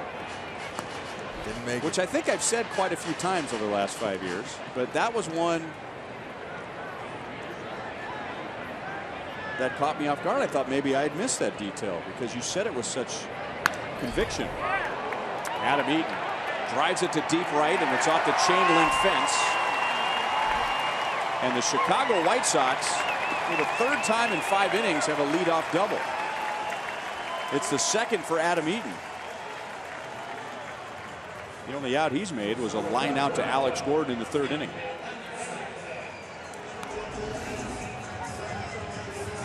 Yeah, Heater hit 95 down. Pulled his hands in. Raked it.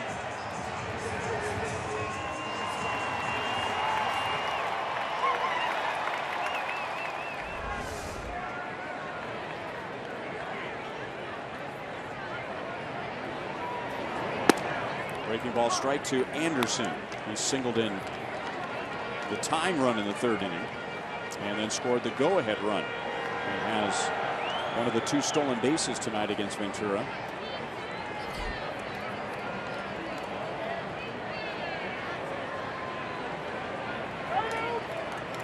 After staring down Adam Eaton, Anderson asked for time.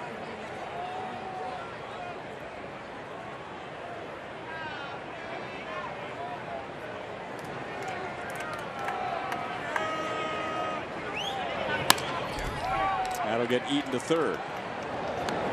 So the rookie's doing a nice job with situational hitting tonight. Runner at 3rd with 1 out.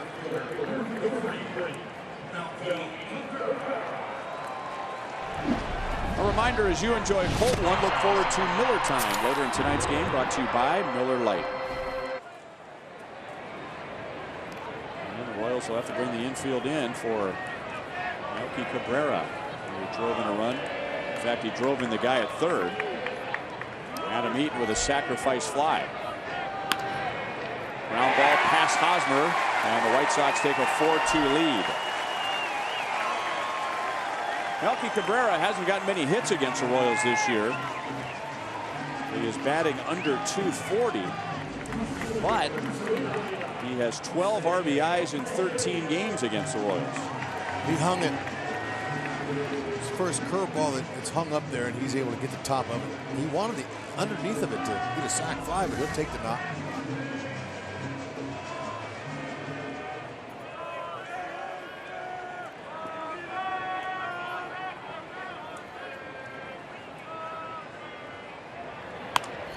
Abreu is jammed, and wouldn't you know, he hits it right where nobody is standing. As hot as Jose Abreu is right now, you can only dream about making him take a swing like that. That's a well-executed pitch, but nobody was standing there. Right. Talk about staying inside of the ball. That's a good example. He just pulled his hands in. Look at his hands were right up against his chest in order to hit that pitch over there. He had to pull him in.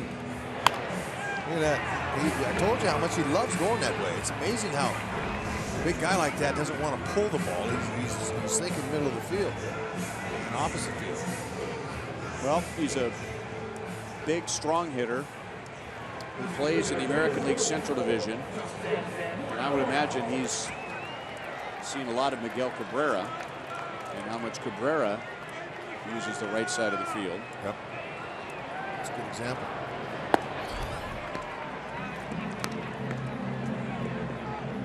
Two on, 1 out, a run home, and the White Sox lead 4-2.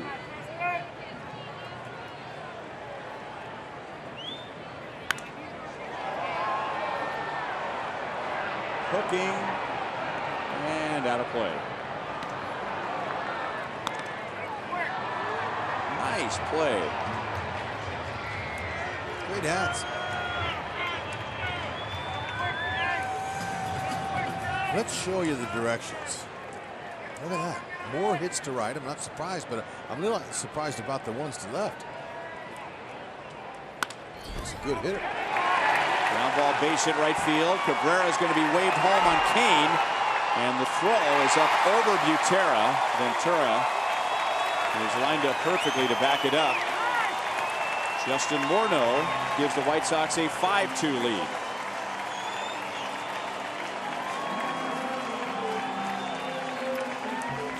White Sox jumping on Ventura in this inning. It's 4 out of the 5 hitters have hits. Lorenzo strong, a little too strong. He puts that ball down on the plate there. He might have gotten him. That's 2 throws now. He overthrew.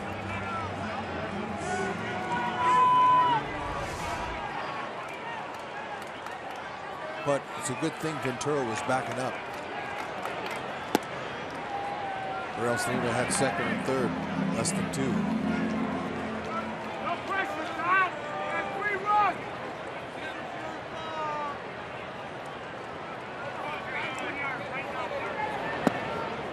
Great changeup. 1 ball, 1 strike. Frazier walked in the second, fly to left in the 4th, and he has really struggled with runners in scoring position. 163. Back to Ventura. And a high throw. Mondesi to Hosmer, who goes up to get it. And the inning is over. White Sox get 2 runs on 4 hits, 3 singles, and now lead by 3.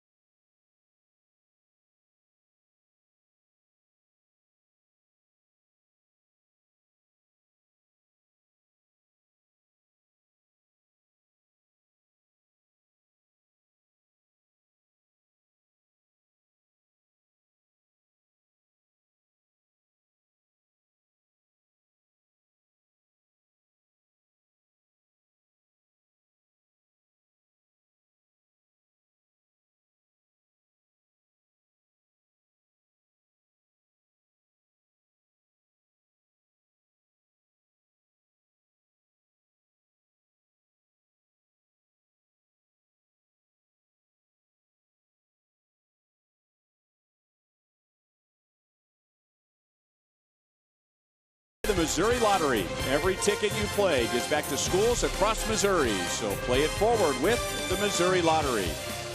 By Menards, save big money at Menards on all your home improvement needs. And by your Midwest Ford dealers. Visit yourmidwestforddealers.com.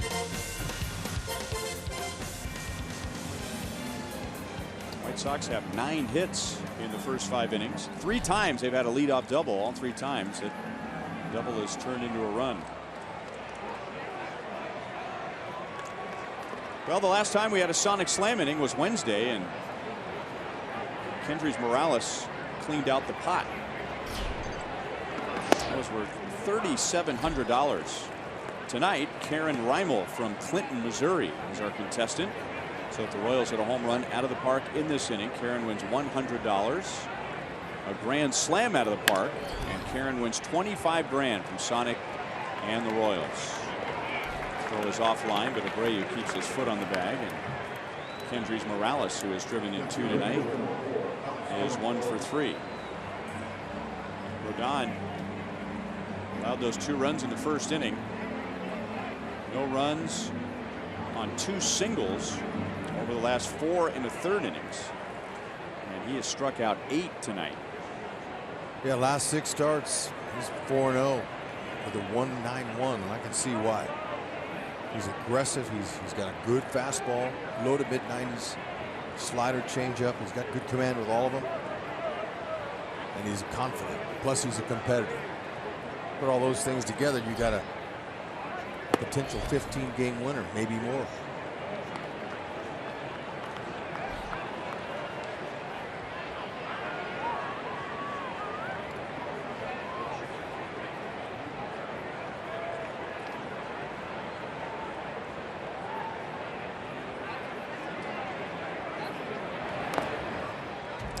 Didn't mean to do it. He is 0 for 2 so far tonight. He's made 2 very good plays defensively.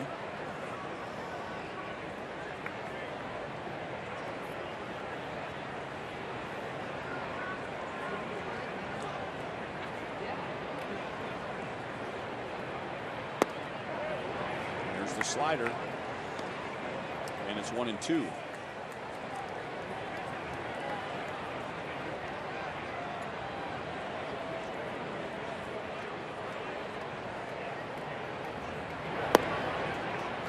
Two balls, 2 strikes.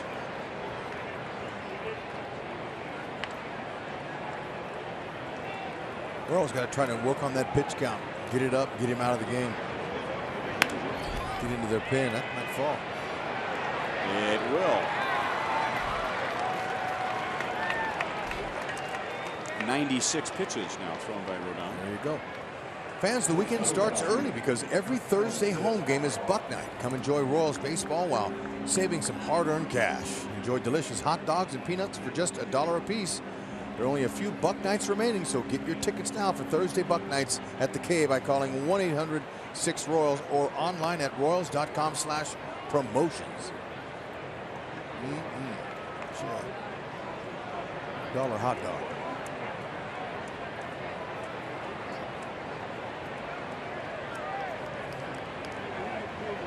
Eske lost his 14-game hitting streak on Wednesday. Now tonight, he has 2 singles and 2 stolen bases.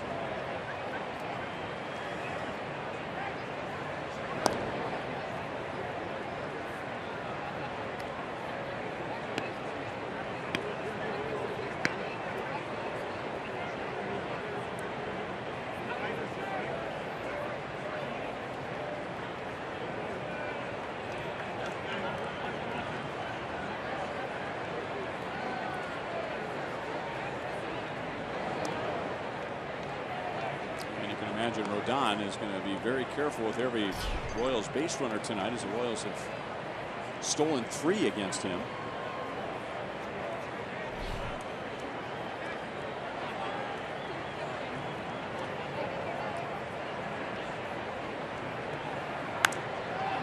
That's out of play.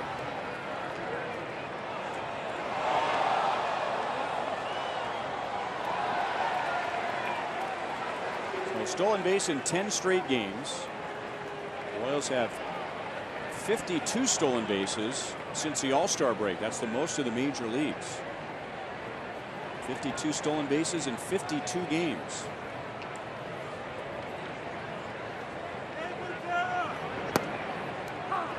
-2. Some of that has to do with necessity, with Lorenzo Cain being out of the lineup. He's back in there tonight. Salvador Perez has been out of the lineup. Some of it has to do with all the speed that he has now, Ned Yost does, after the September call-ups. And some of that has to do with the pitchers that they're facing. Ned has said many times, and the Royals have gone a few games without a stolen base, that they don't just run for the sake of running. They got to be running on the right pitcher, and a lot of teams in the league, if the pitcher has a slide step, he's going to use it against the Royals.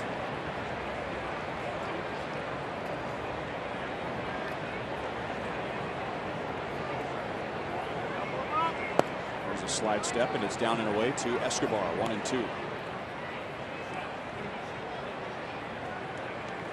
It's a huge part of their game. Glad it's coming back. pressures defenses. White Sox giving them a taste of their own medicine tonight.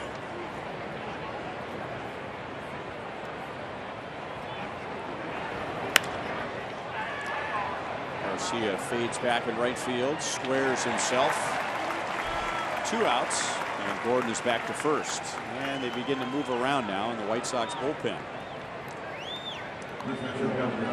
So we began tonight reminding you how well the White Sox, or how well the Royals have done against the White Sox, and how much of that Royal success is in part of the White Sox struggles out of the bullpen. And the Royals are getting closer and closer to that bullpen.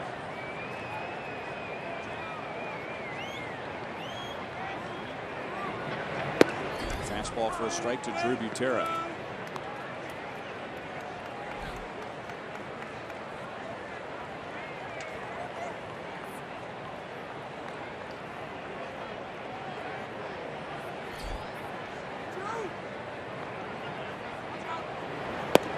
Rodon's got a little attitude tonight. I don't know why, but that's his competitor. Watch it. Read his lips. He's looking in his dugout saying, leave me in the game.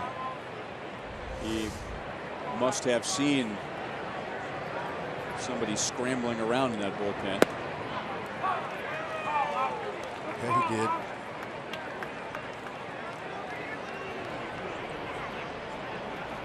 Chris Beck is warming up in the Sox pen.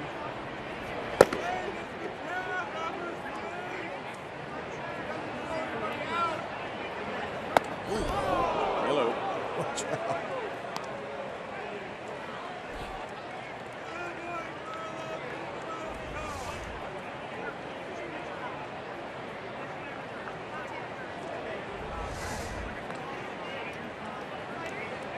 That inside pitch there could have set up a changeup away or a slider down.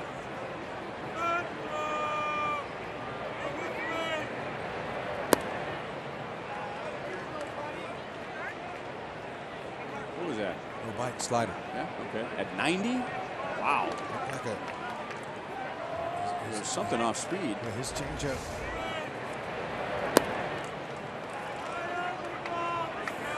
Yeah, his changeup's 83, lower 80s. That was a slider.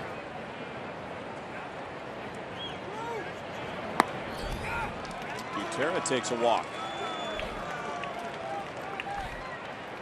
Well, Mondesi is coming up, and he's looking into the Royals dugout. Ned Yost is going to call him back. It's a big opportunity right here. Now, Ventura's got to make a decision. And we saw Rodon not happy when he saw those guys up in the bullpen. He's a little testy tonight. He's saying, I'm fine. I want to stay in this game.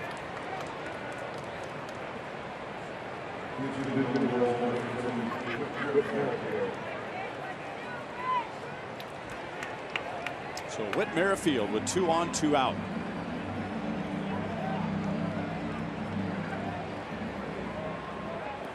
Good series at Minnesota, 4 out of 9. 1 for 3 off of the bench this year. He's a pinch hitter. Pitching coach Don Cooper is going to come out, and he is taking his time. Now, he is up against the clock with the new rules. He is just now getting on the dirt portion of the mound, and the clock says he has 10 seconds left.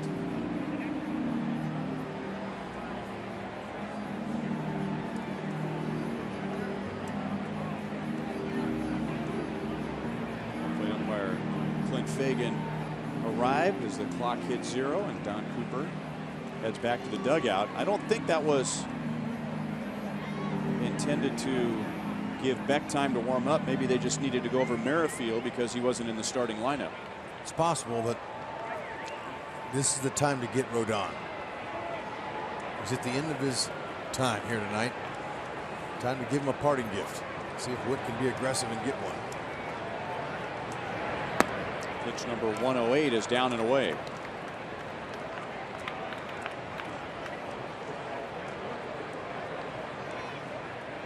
Rodon's Season high is 122. And that was in 6 innings. 2-0.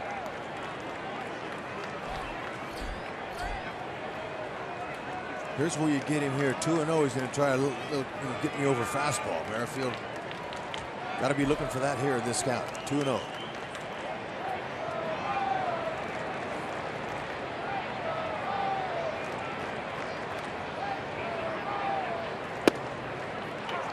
Two and one.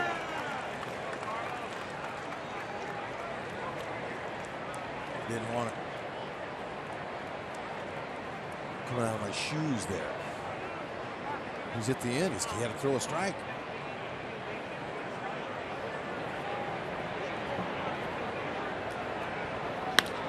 Line base hit left field. One hop to Cabrera. And Mike Jersley is forced to hold Alex Gordon. Hey, wanted to do more with it, but he got fastball. 2-1 count. Second pinch hit of the year for him, Merrifield.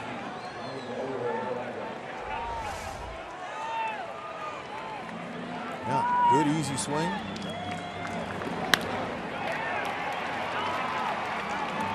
Royals got him where they want him on the ropes. It's too bad there's 2 outs, but still, they've got time.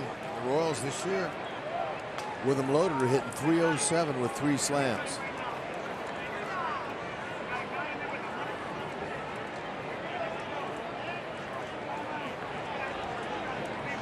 Apollo's got 1 in his career. A walk-off grand slam against Tampa Bay. Rodon's still throwing 97. I don't know if we've seen 97 tonight, so he still has something left in the tank. He knew he had to get that pitch by him, and it was elevated just enough.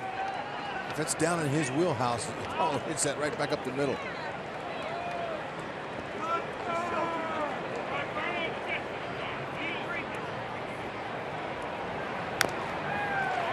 Oh, and 2.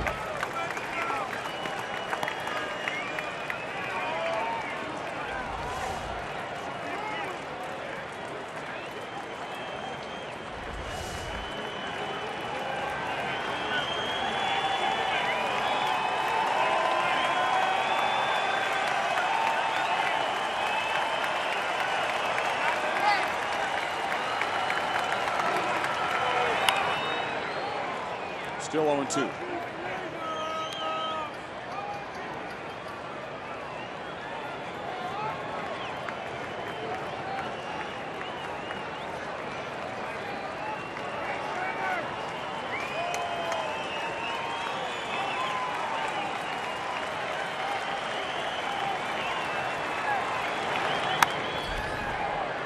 Stayed with a fastball. Hey, Apollo looking 99. Looking for a mistake, and talk about finishing strong. He's pumping it up there. I mean, he's been mostly 93, 94, maybe 95. And he's at 115 pitches. It's a good sign. And he's strong. He's a young stallion.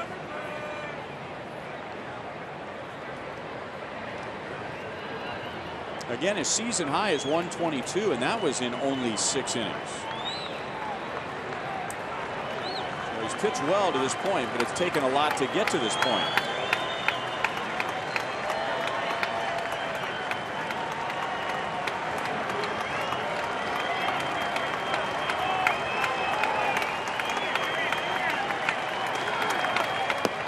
Slider struck him out. So Robin Ventura sticks with the young lefty.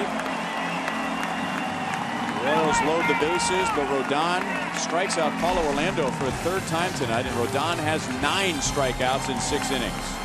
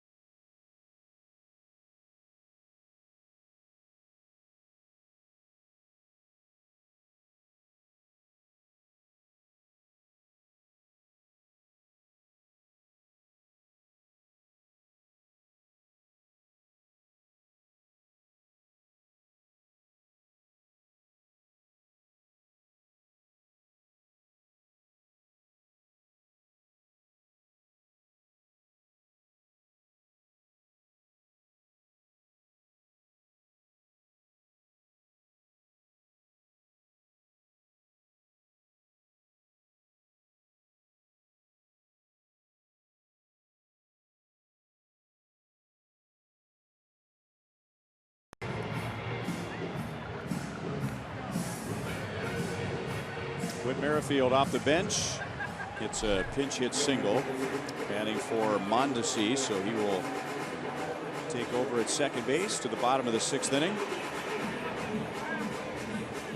Yordano Ventura has allowed 5 runs on 9 hits in his first 5. And has been dealing with base runners all over the place, including 3 leadoff doubles in the 1st, 3rd, and 5th innings. And all those doubles turned into runs. Will face the lower 3rd of the White Sox order in the 6th. And Garcia hits it into shallow center field. And Paulo Orlando takes care of Garcia. He is 1 for 3. Ventura, the first couple innings, his stuff looked electric. But he just lost his focus a little bit, maybe lost some command.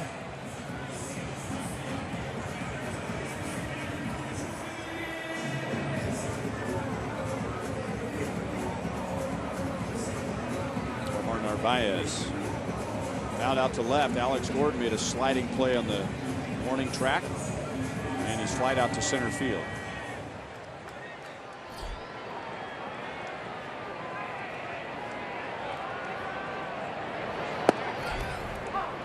.96 for a strike.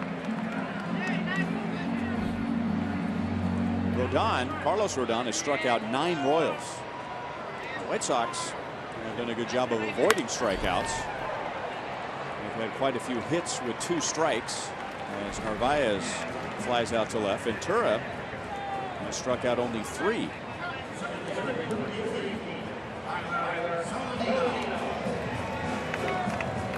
Two down in time for another Premier Mazda of Overland Park game break. The team the Royals are chasing in the wild card, the Yankees, and that is a grand slam from Mark Teixeira. It was a 3-2 Yankee lead. Now it's 7-4. And that game was delayed. They have restarted in the bottom of the 6th inning, the Yankees and Tampa Bay. Other teams, the Royals are trying to chase down the team in front of them, the Astros. They trail 2-0 at home to the Cubs in the bottom of the 7th inning. Ventura can't get to it. Merrifield has to go off of his hand, and Saladino has an infield single. Detroit and Baltimore are playing each other, and the Royals are chasing those 2 teams. And now that's a final. The Tigers beat the Orioles 4-3. Toronto's scuffling. Yep. Toronto had a lead in the American League East. They got swept by the Yankees. This is all going to come down to the last day of the season. Toronto is down at home to the Red Sox 13-3 in the 9th inning. Adam Eaton, he has 2 doubles and 2 runs scored. And the only out he's made tonight was a line drive to left field. And of course, these 2 have some history. Early last year, Ventura and Adam Eaton got into it. It was the 2nd Royals White Sox incident of the year. So that probably tastes a little sweeter when you get a couple of doubles and 2 runs scored. Yeah, and you know what? You never forget those things, but I'm happy that Ventura's past all that now. He's grown up a lot, understands this. It's not about the personal confrontations that you have. It's about executing your pitches. That's a dangerous call right there by Trent Fagan, home plate umpire.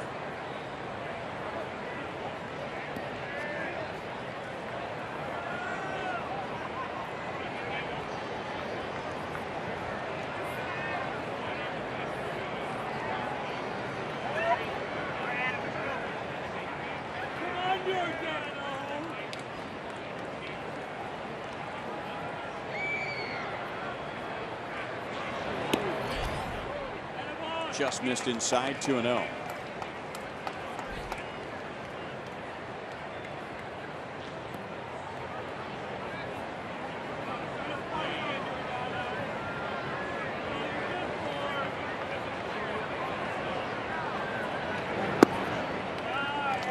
3 balls, no strikes. And they're busy now in the Royals bullpen. Ventura's at 95 pitches. It took 116 pitches for Carlos Rodon to get through 6.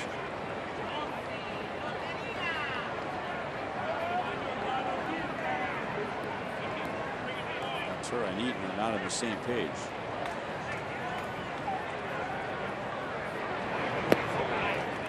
That's a walk.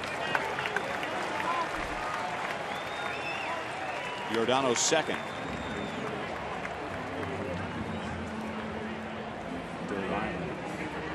Either going to go to the mound or get on the phone and check with the bullpen. And he's going to head to the phone.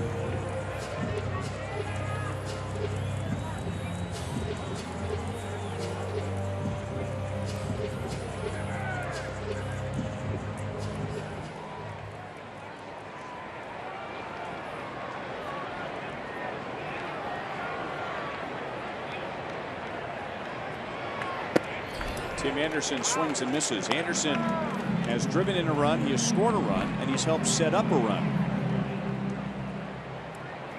Singled with an RBI, stole a base and scored in the 3rd, and then with a runner at 2nd and nobody out in the 5th inning, hit a ground ball that got Adam Eaton to 3rd. 1-1. Pitch before that was 99. That's 98. He's got plenty in his tank left. It's like Rodon was adding on to his velocity late. These guys are young, strong. Plenty of power in their fastball.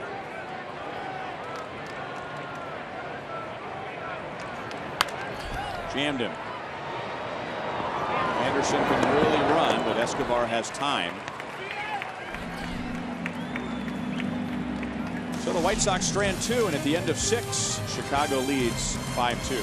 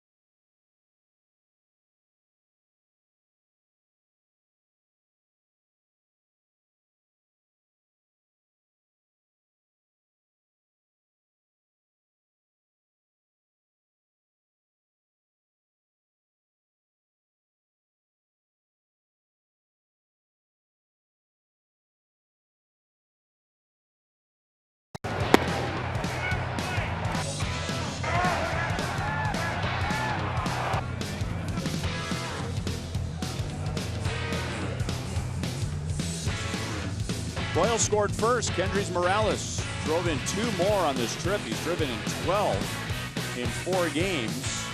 But the White Sox answered with 1 in the 1st, 2 in the 3rd, and 2 more in the 5th. They have 5 runs, 10 hits. And on the bright side, the Royals are into the White Sox bullpen, where they've done most of their damage against Chicago. And they will see right-hander Chris Beck for the first time. ERA's nice and juicy at 6.6. Sinking fastball, low to mid-90s. Slider changeup.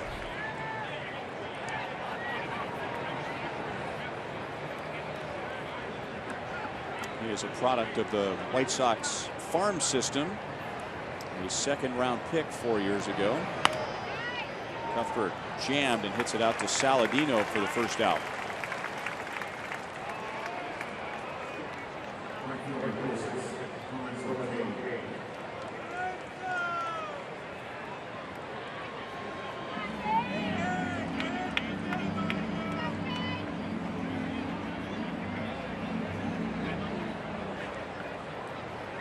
This is where the White Sox have really struggled against the Royals.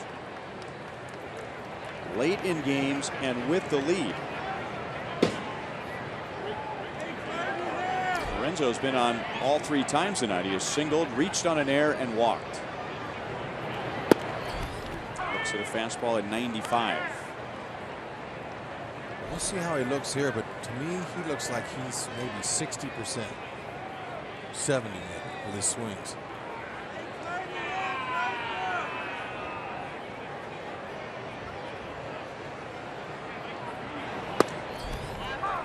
Oh, 2.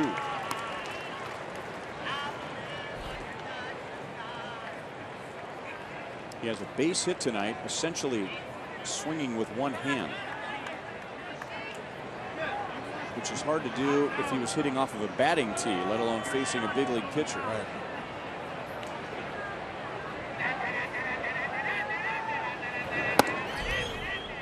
One ball, 2 strikes.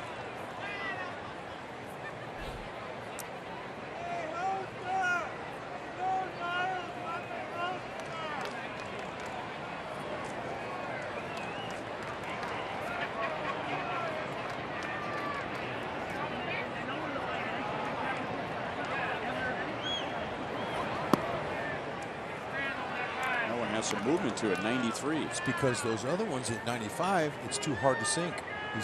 He's overthrowing. He gets more action with that 93 right there. Less is more for a sinker ball. It's a heavy sink. Pretty impressive take by Kane.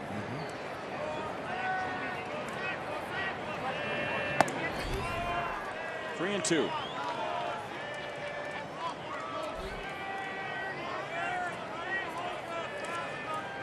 So far, the White Sox have been able to hold the Royals offense down. We showed you when we first came on the air, the Royals are averaging just under 7 runs per game over their last 10 games.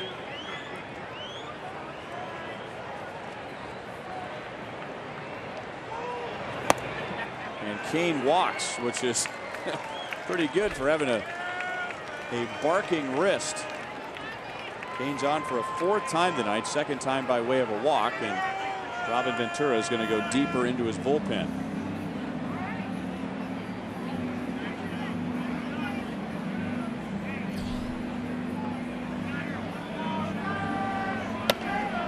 So Eric Hosmer coming up, and it's a lefty Dan Jennings and a Chevy call to the bullpen.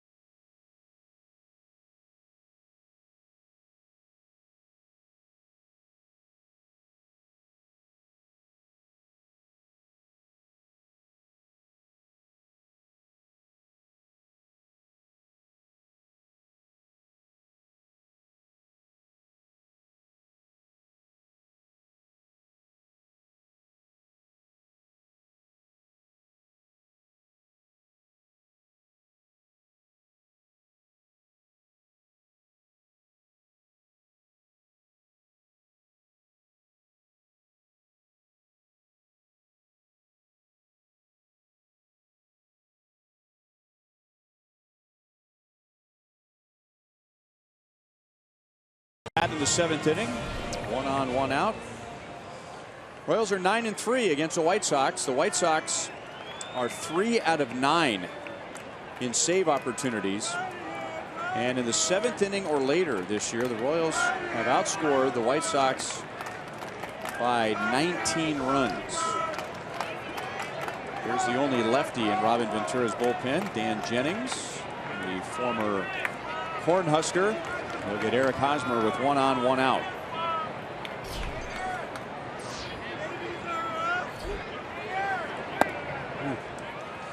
Slider didn't do a whole lot there.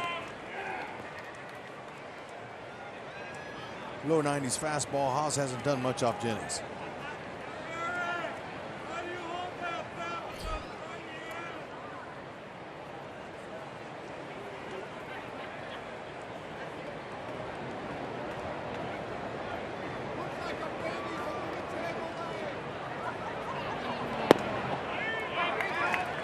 One and one.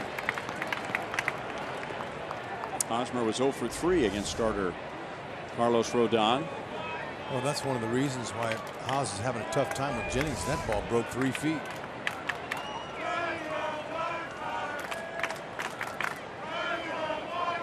That almost looks more like a curveball than a slider.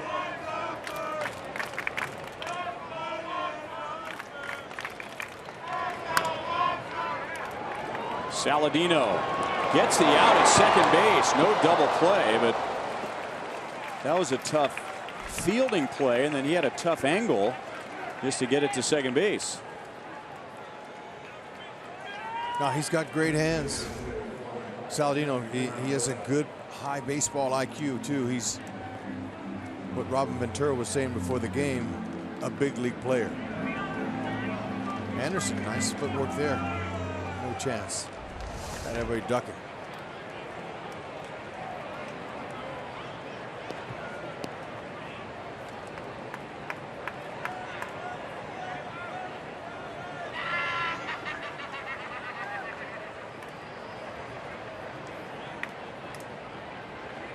Kendrys Morales drove in the Royals 2 runs in the 1st inning.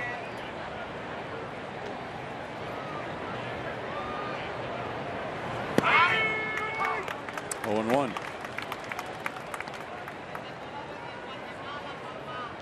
A 2-out, 2-run single to right field.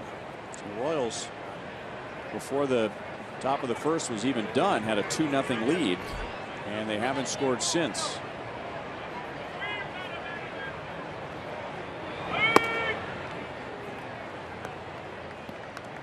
Of all those comebacks for the Royals in the later innings against Chicago, the one that is most memorable was the 7-run 9th inning, and that was a game that was started by Carlos Rodon. White Sox had a 7-1 lead going into the bottom of the 9th inning back on May 28th. That was amazing.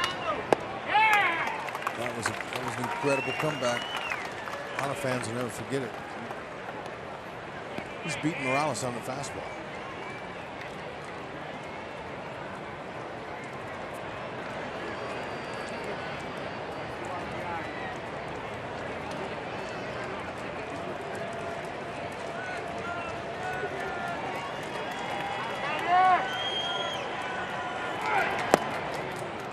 Two and two. Jennings is very herky-jerky. He comes out of that windup quickly, fast. Be hard to pick up his release point.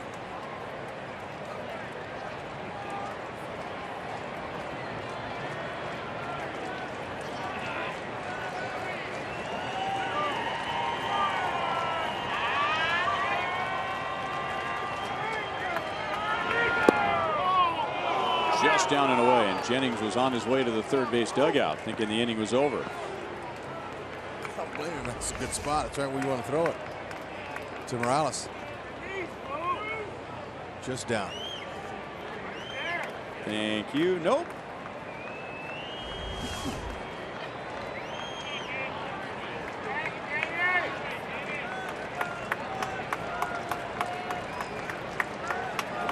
Hosmer gets an early break. Jennings gets the strikeout anyway. White Sox pitchers have struck out 10 Royals in 7 innings tonight.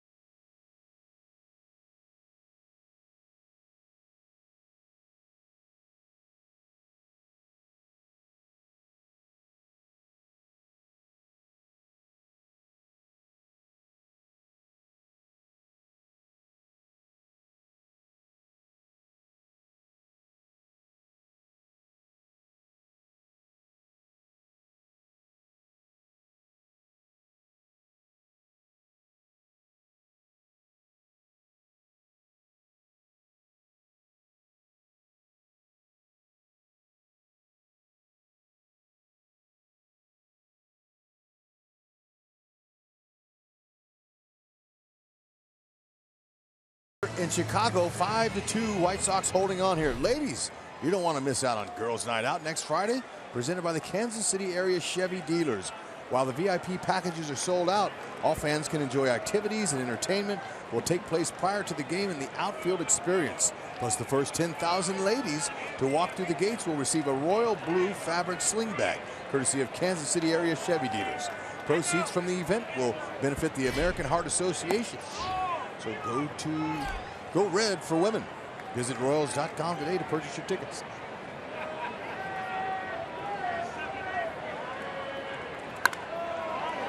Line foul by Melky Cabrera. Ventura is going to get a chance to give Ned Yost 7 innings. 101 pitches. White Sox have 5 runs, 10 hits.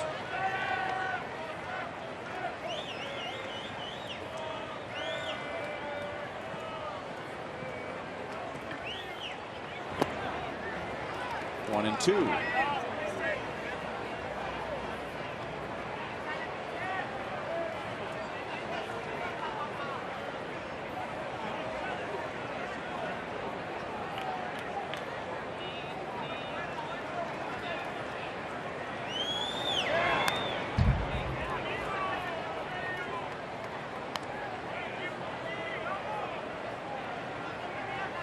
Melky's driven in 2. And has 12 RBIs against the Royals this year. 4 of those on one swing. Hit a grand slam against the Royals earlier this year at Kauffman Stadium. Merrifield goes out from second base. 1 out in the 7th inning.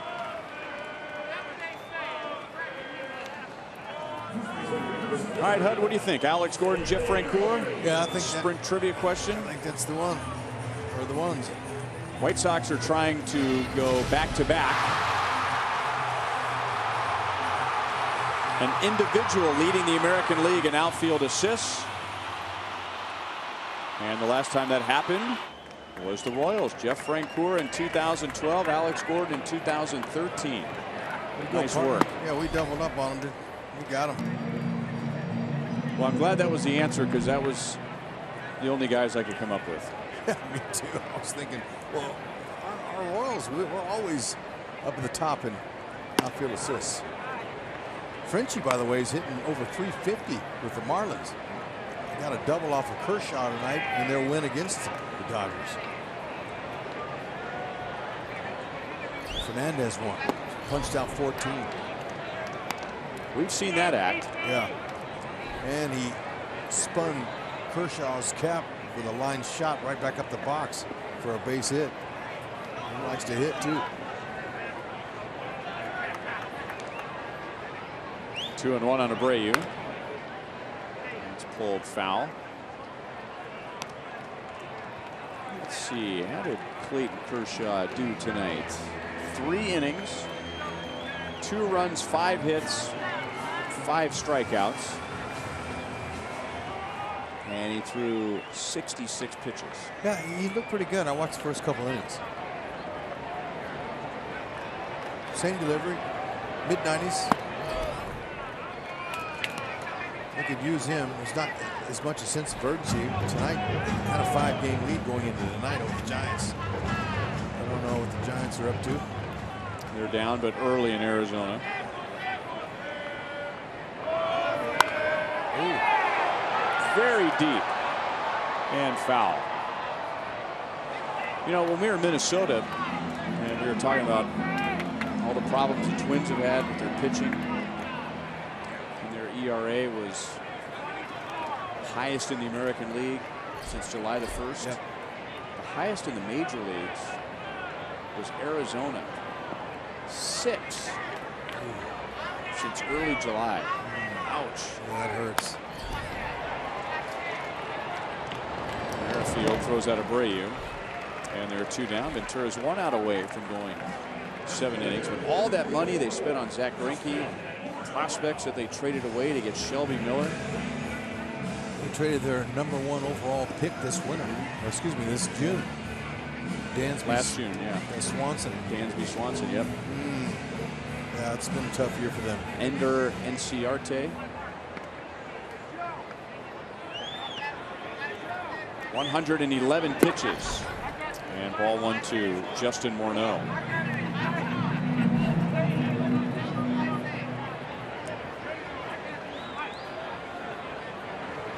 Earlier in the game, Joel was talking about a conversation he had with Don Cooper, longtime White Sox pitching coach, and Cooper's old school look at a quality start.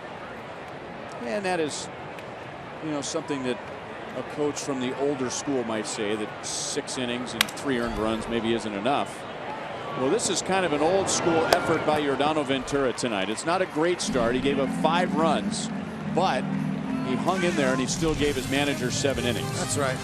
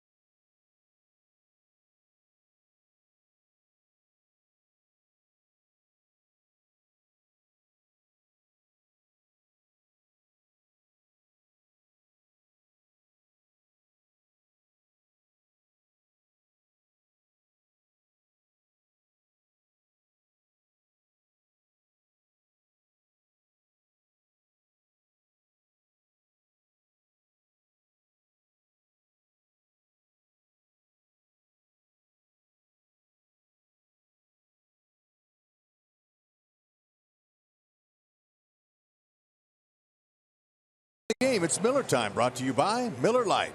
And Alex Gordon is putting on some kind of clinic tonight defensively. This was early in the game. Got close to the wall. He says, you know what? I'll do a sliding catch for you. This one here, no chance. You're not going to get a base hit on me. Good play there. A cap tipper from his teammates. Alex Gordon has got a base hit to left field to go with it. Nice game defensively. And he will lead off the 8th inning against Dan Jennings. Dave Island and Giordano Ventura review tonight.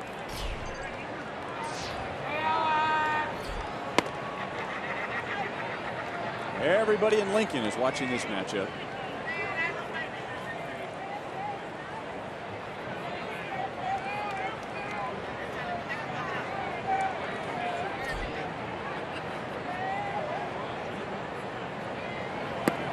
Alex was drafted in the first round by the Royals in 05. Jennings in the 9th round in 08.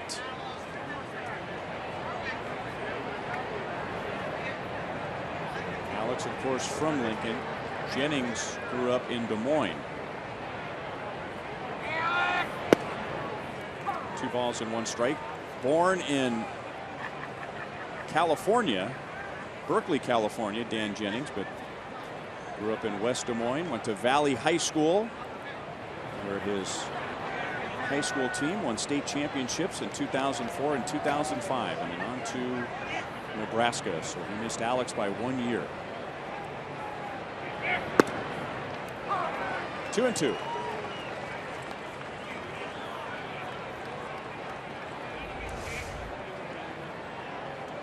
I don't know. Did a nice job of framing that up across the plate. Alex 1 for 4 with the strikeout against Jennings.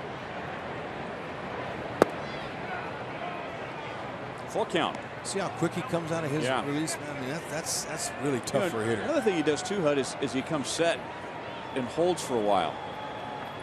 And then here it comes. Right, he's got some deception.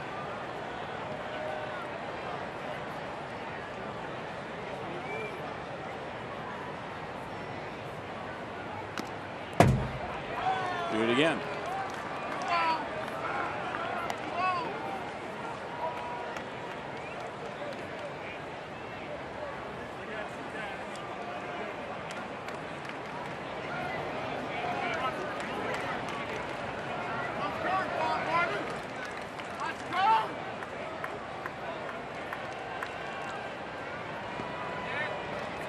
I call Dan Jennings a quick twitch player.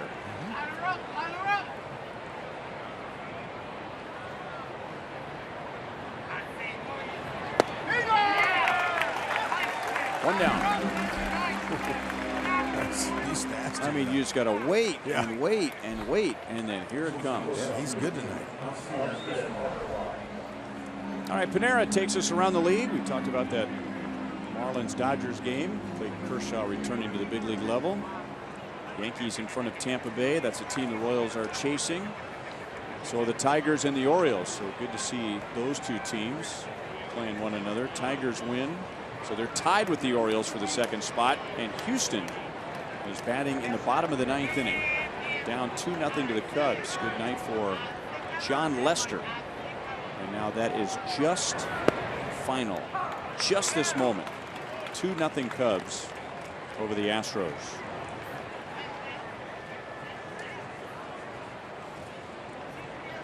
Escobar has 2 singles and 2 stolen bases.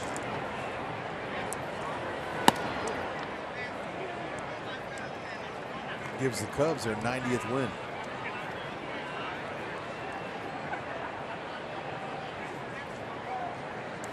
So they could go under 500 from this point on and still win 100 games. They'd have to be slightly under 500, but still under 500. Tell you what, though, the way the playoffs are set up, as we've learned, having the best record in baseball or the best record in your league guarantees you nothing. Zero. Southside fans giving a lot of love to that Royals fan. I didn't think George was here. He worked hard for that foul ball when running up the stairs to get it. It is halfway to St. Patrick's Day. Look at that in Chicago. That's awesome. Yep. There.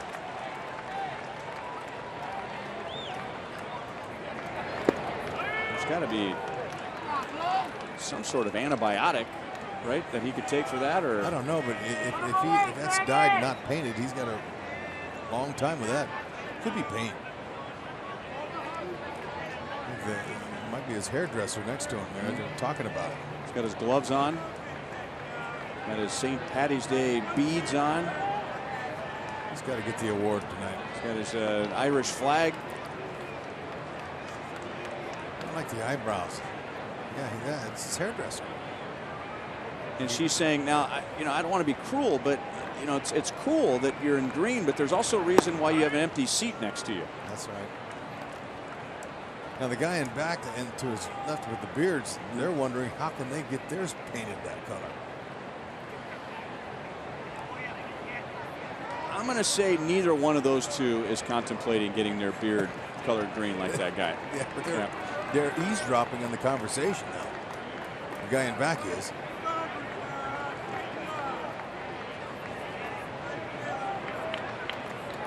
That's committed.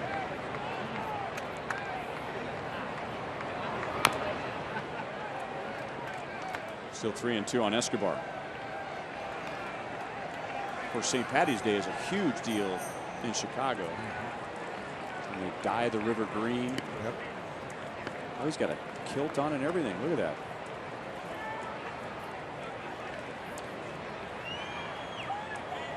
That's what you can do at a ball game, Yep. you know?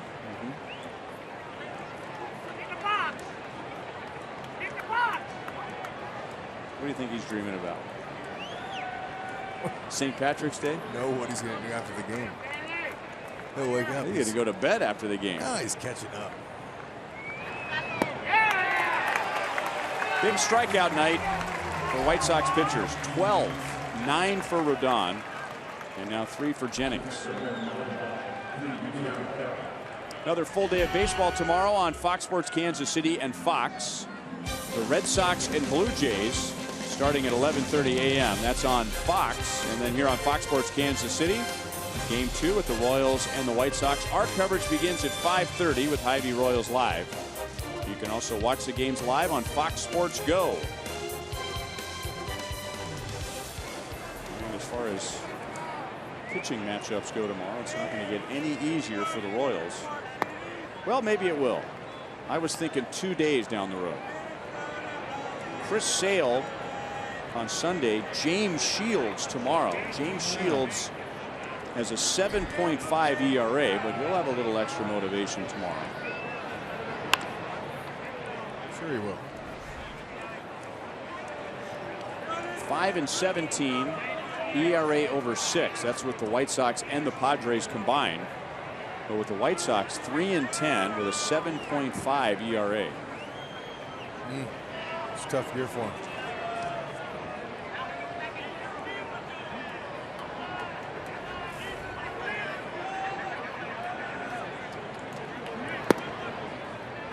Or 2-1 on Butera.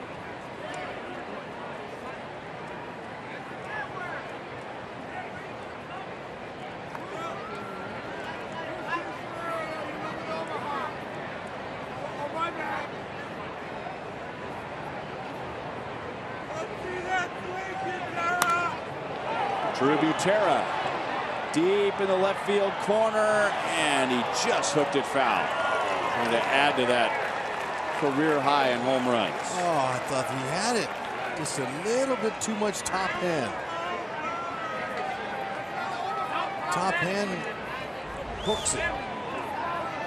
Right idea on the slider. It was up. Nice swing.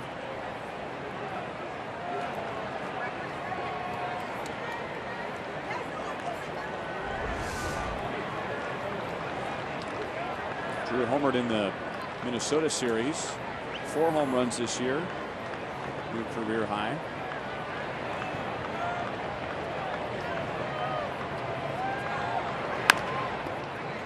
Two hops to Anderson. Nice chest high hop. Low throw. Abreu handles it. And that's the inning. Don't drink the water. You could be in some trouble. That's a green.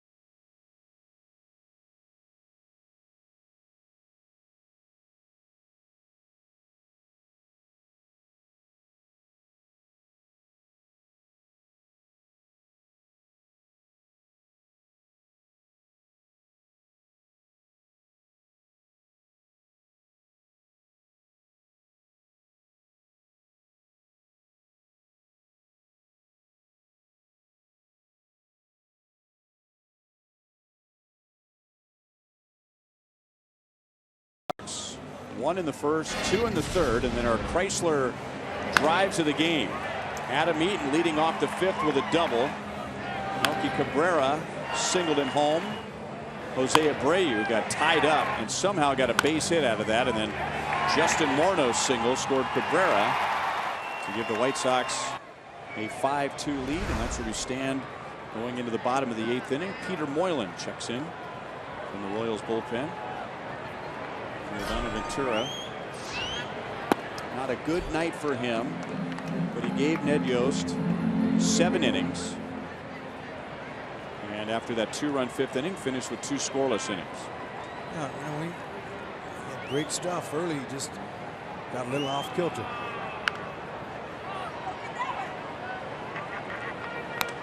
Ventura walked 2. And neither of those walks turned into runs. In his previous start on Saturday against Detroit, he walked 6.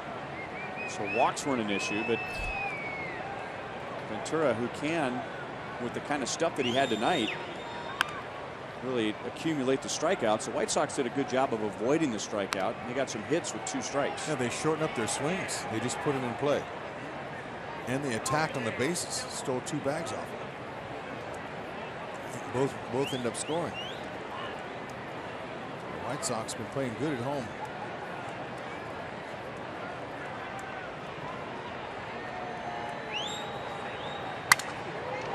Broken bat and a souvenir. Look out. Everybody all right?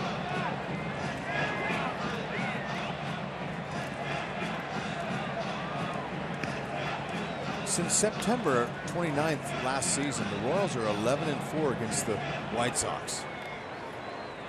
And listening to Ventura talk to the media before the game, one of their reporters asked him, wouldn't you like to be able to set the Royals back, because they've had so much dominance over you the last year? And he pulled a net on him real quickly and said, snapped, we don't care what color the uniform is, we don't care what city we're in, we're just trying to get wins.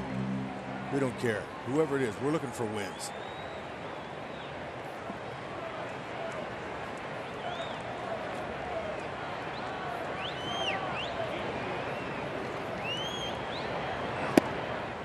One ball, 2 strikes. Well, I'm not going to say Robin Ventura isn't telling the truth, but he's not telling all of the truth. You can't tell me that the White Sox aren't a little extra motivated against the Royals. Yeah, and you know, there are certain canned phrases you say. That is the 4th leadoff double for the White Sox tonight. Wow, he hustled on that one. He made that himself. Run out of the box hard. Hitter knows how he hits it. It's off the end of the bat, but he's leaning into it. He says, I can take 2. I'm going. I remember 2 years ago,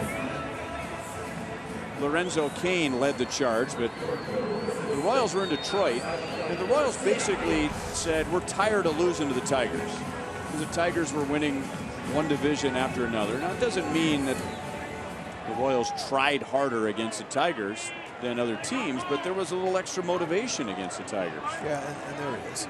But you know, Ventura did a good job. I could tell when he said it, he was just giving the canned answer. But yeah, to your point, he could have said, yeah, we'd like to get that. But he knows to say the right things.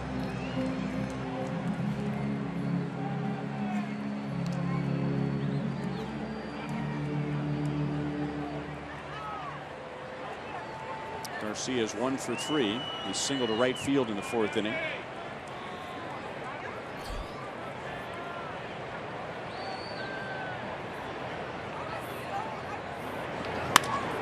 Another single to right field. One hop to Kane, and Frazier will be held to 3rd. That ball, it almost skipped by Lorenzo. Good play on his part. Rain earlier this afternoon washed him out of batting practice. He did a good job of keeping that run from scoring there.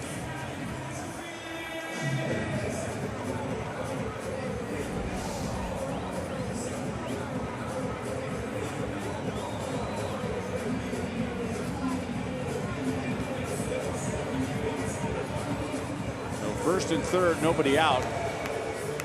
And Royals down by 3. Bottom of the 8th inning, and Ned Yost can't let this go any farther, even with the Royals' late inning success against the White Sox. And it'll be Scott Alexander out of the Royals bullpen.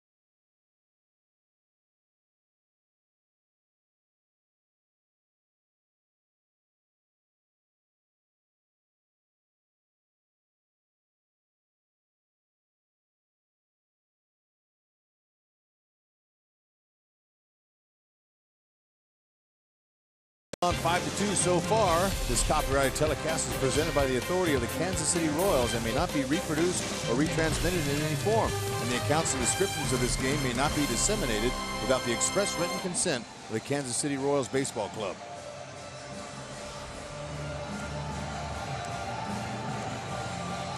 Ryan Lefevre, Rex Hudler with Joe Goldberg and Jeff Montgomery. Royals are down by 3. Bottom of the 8th inning, and now Scott Alexander comes on with runners at first and third and nobody out. And he'll face the switch hitting catcher Omar Narvaez. Alexander going to go with his fastball slider.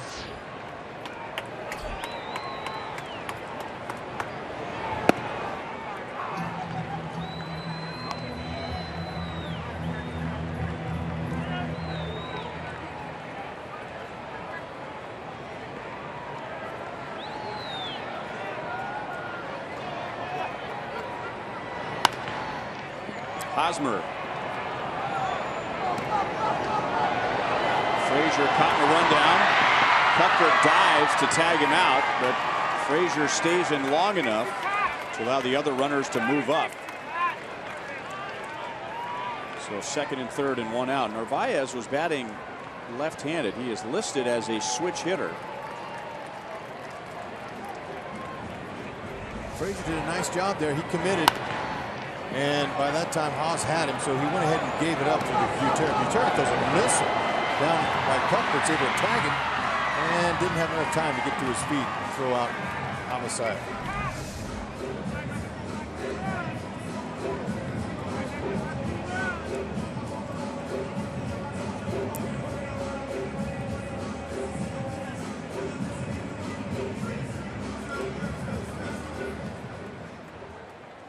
And now Tyler Saladino, and the Royals are forced to bring the infield in.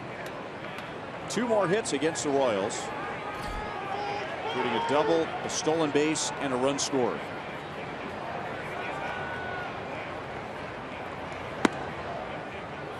Outside for ball 1.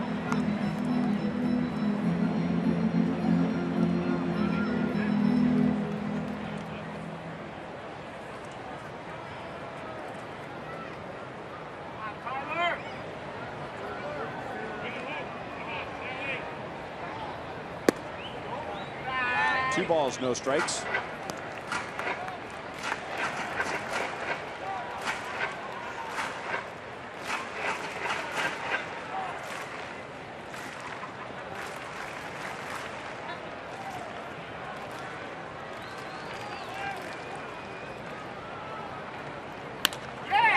Base hit center field.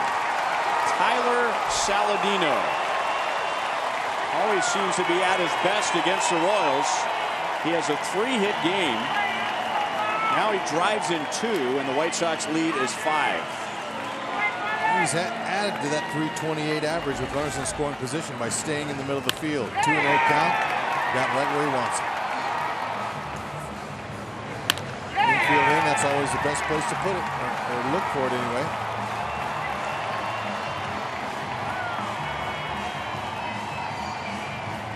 Those runs will be charged to Peter Moylan.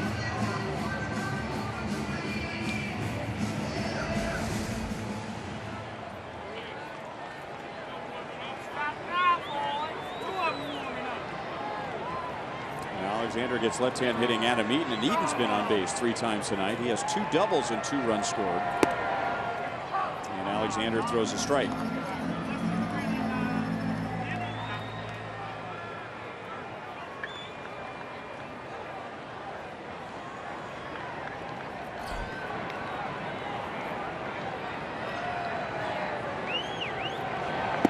Remember in spring training asking Dave Island, who are some pitchers that we should be keeping an eye on? And the less than obvious pitchers, who's really stood out as taking a big step forward? And one of those was Scott Alexander, and we saw him late last year. He felt that Alexander processed his experience from last season and came to spring training this year, making the adjustments that Dave Island had suggested, making the adjustments that the team had suggested, and was with the Royals early this year. The Royals first called him up in the middle of May. And then all of a sudden Alexander was having difficulty maintaining his weight. He was having difficulty maintaining his energy. Wasn't as effective. He'd been losing velocity, so he's sent back down to the minor leagues, hoping that he could recharge, and it didn't get any better in the minor leagues. In fact, it got worse.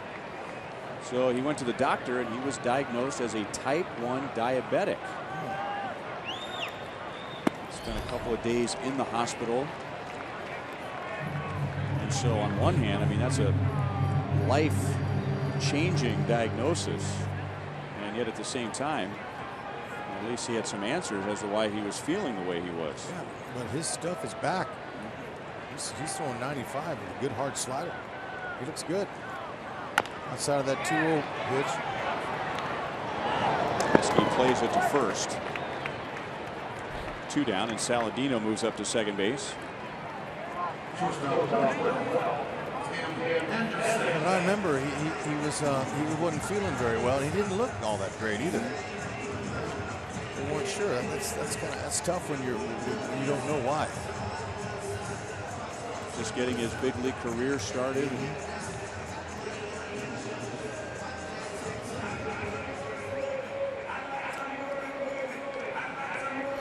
And now we're going to get a look at Kevin McCarthy jogging out of the Royals bullpen.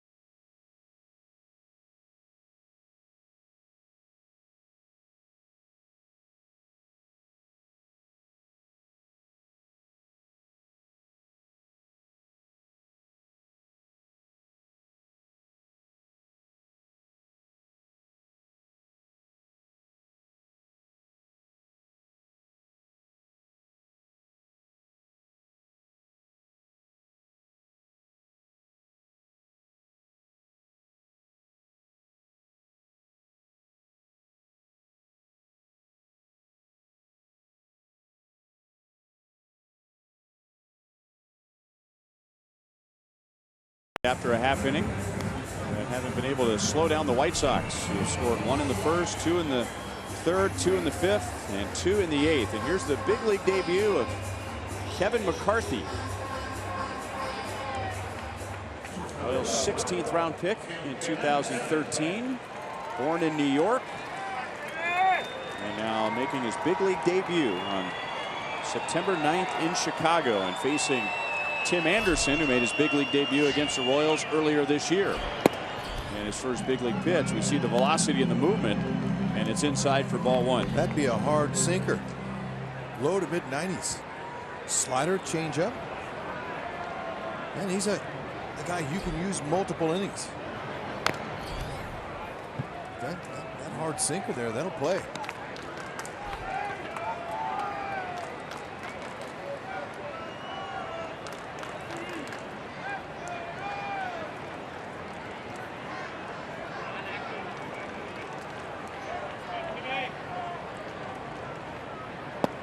The thing they say about this young man is he's a great competitor. He likes to compete. He's got a little nasty in it.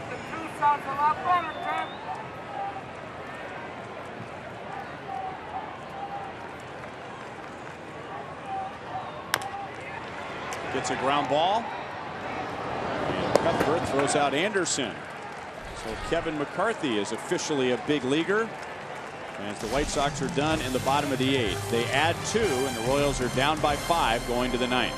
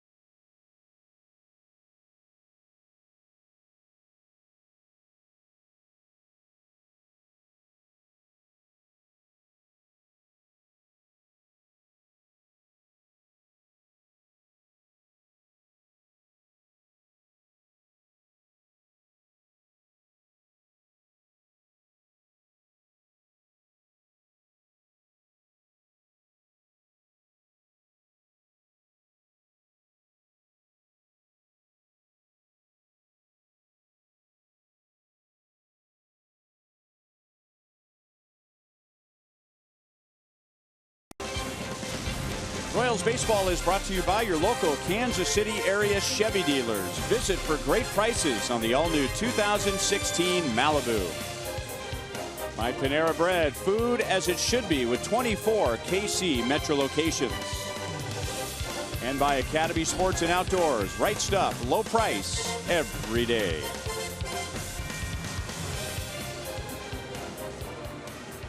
Kevin McCarthy will never forget September 9th. 2016, 2 outs, bottom of the 8th, and he got Tim Anderson to ground out to third base for his first big league out. Yep, and then his Royals scored him 6 runs and got him a win. That's all they need. Hard throwing Tommy Kahnle will begin the top of the 9th inning. Whit Merrifield will lead off. Kahnle gave up some big hits in that Royals 7-run 9th inning to beat the White Sox at the end of May at Tompkins Stadium. Yep, he's got a hard sinking fastball, slider, changeup.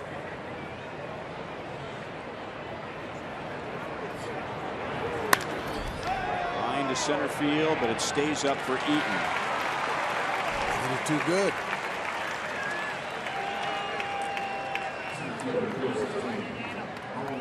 When the game is over, Joel and Monty will have Boulevard Royals Live. Carlos Rodon had a season high 9 strikeouts Going 6 innings for the White Sox. Yordan Ventura gave up 5 runs on 10 hits tonight, but he goes 7.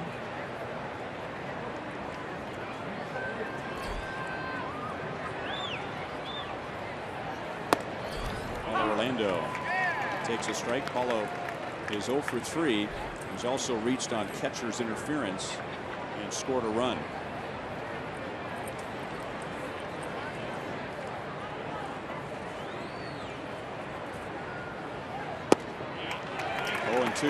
This is the 5th series between the Royals and the White Sox this year, and the Royals have won each of the first 4. And if you go back to the end of last year, the Royals have won 5 straight series with the White Sox. And now they're 2 outs away from taking the advantage in this series. There's a base hit on a 0-2 pitch. And Paulo down by 5. And with 1 out, was going to hold. And then Melky Cabrera almost threw it to the side wall on the first base side. He missed by a pretty good margin.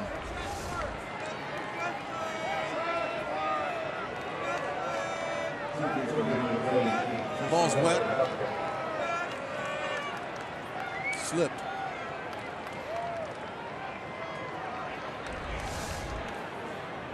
Just his 3rd error this year. And the White Sox 3rd error tonight.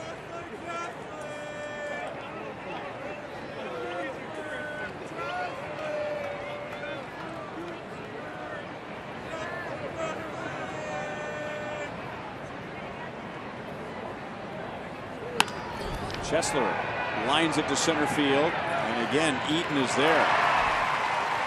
Paulo goes to 3rd. Tough luck for Merrifield and Cuthbert as they line to center field against Canely. Yeah, Canely's just throwing it right up the plate, saying, "Here it is."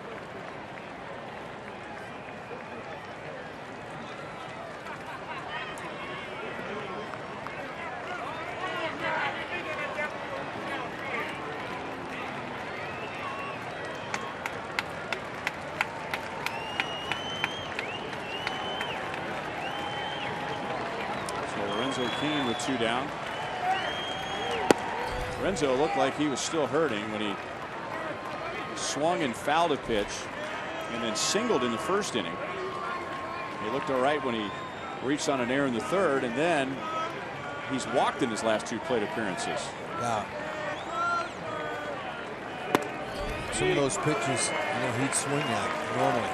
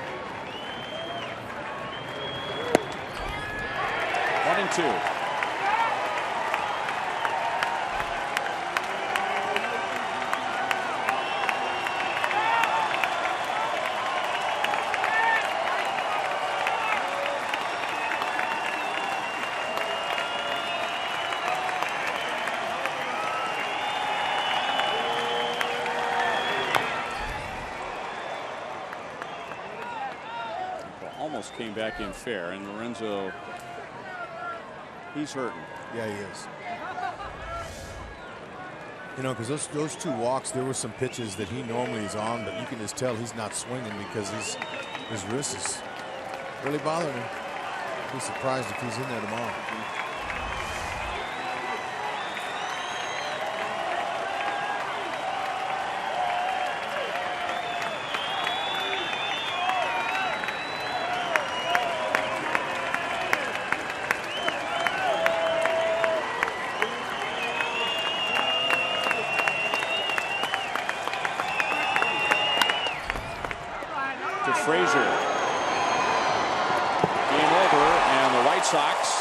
Take game 1. And Tyler Saladino, number 9 hitter, it seems like no matter where he hits in the lineup, he's right in the middle of a White Sox rally. And tonight he had 3 hits. He drove in 2. He scored a run. Chicago was 7 runs on 13 hits. And they take game 1.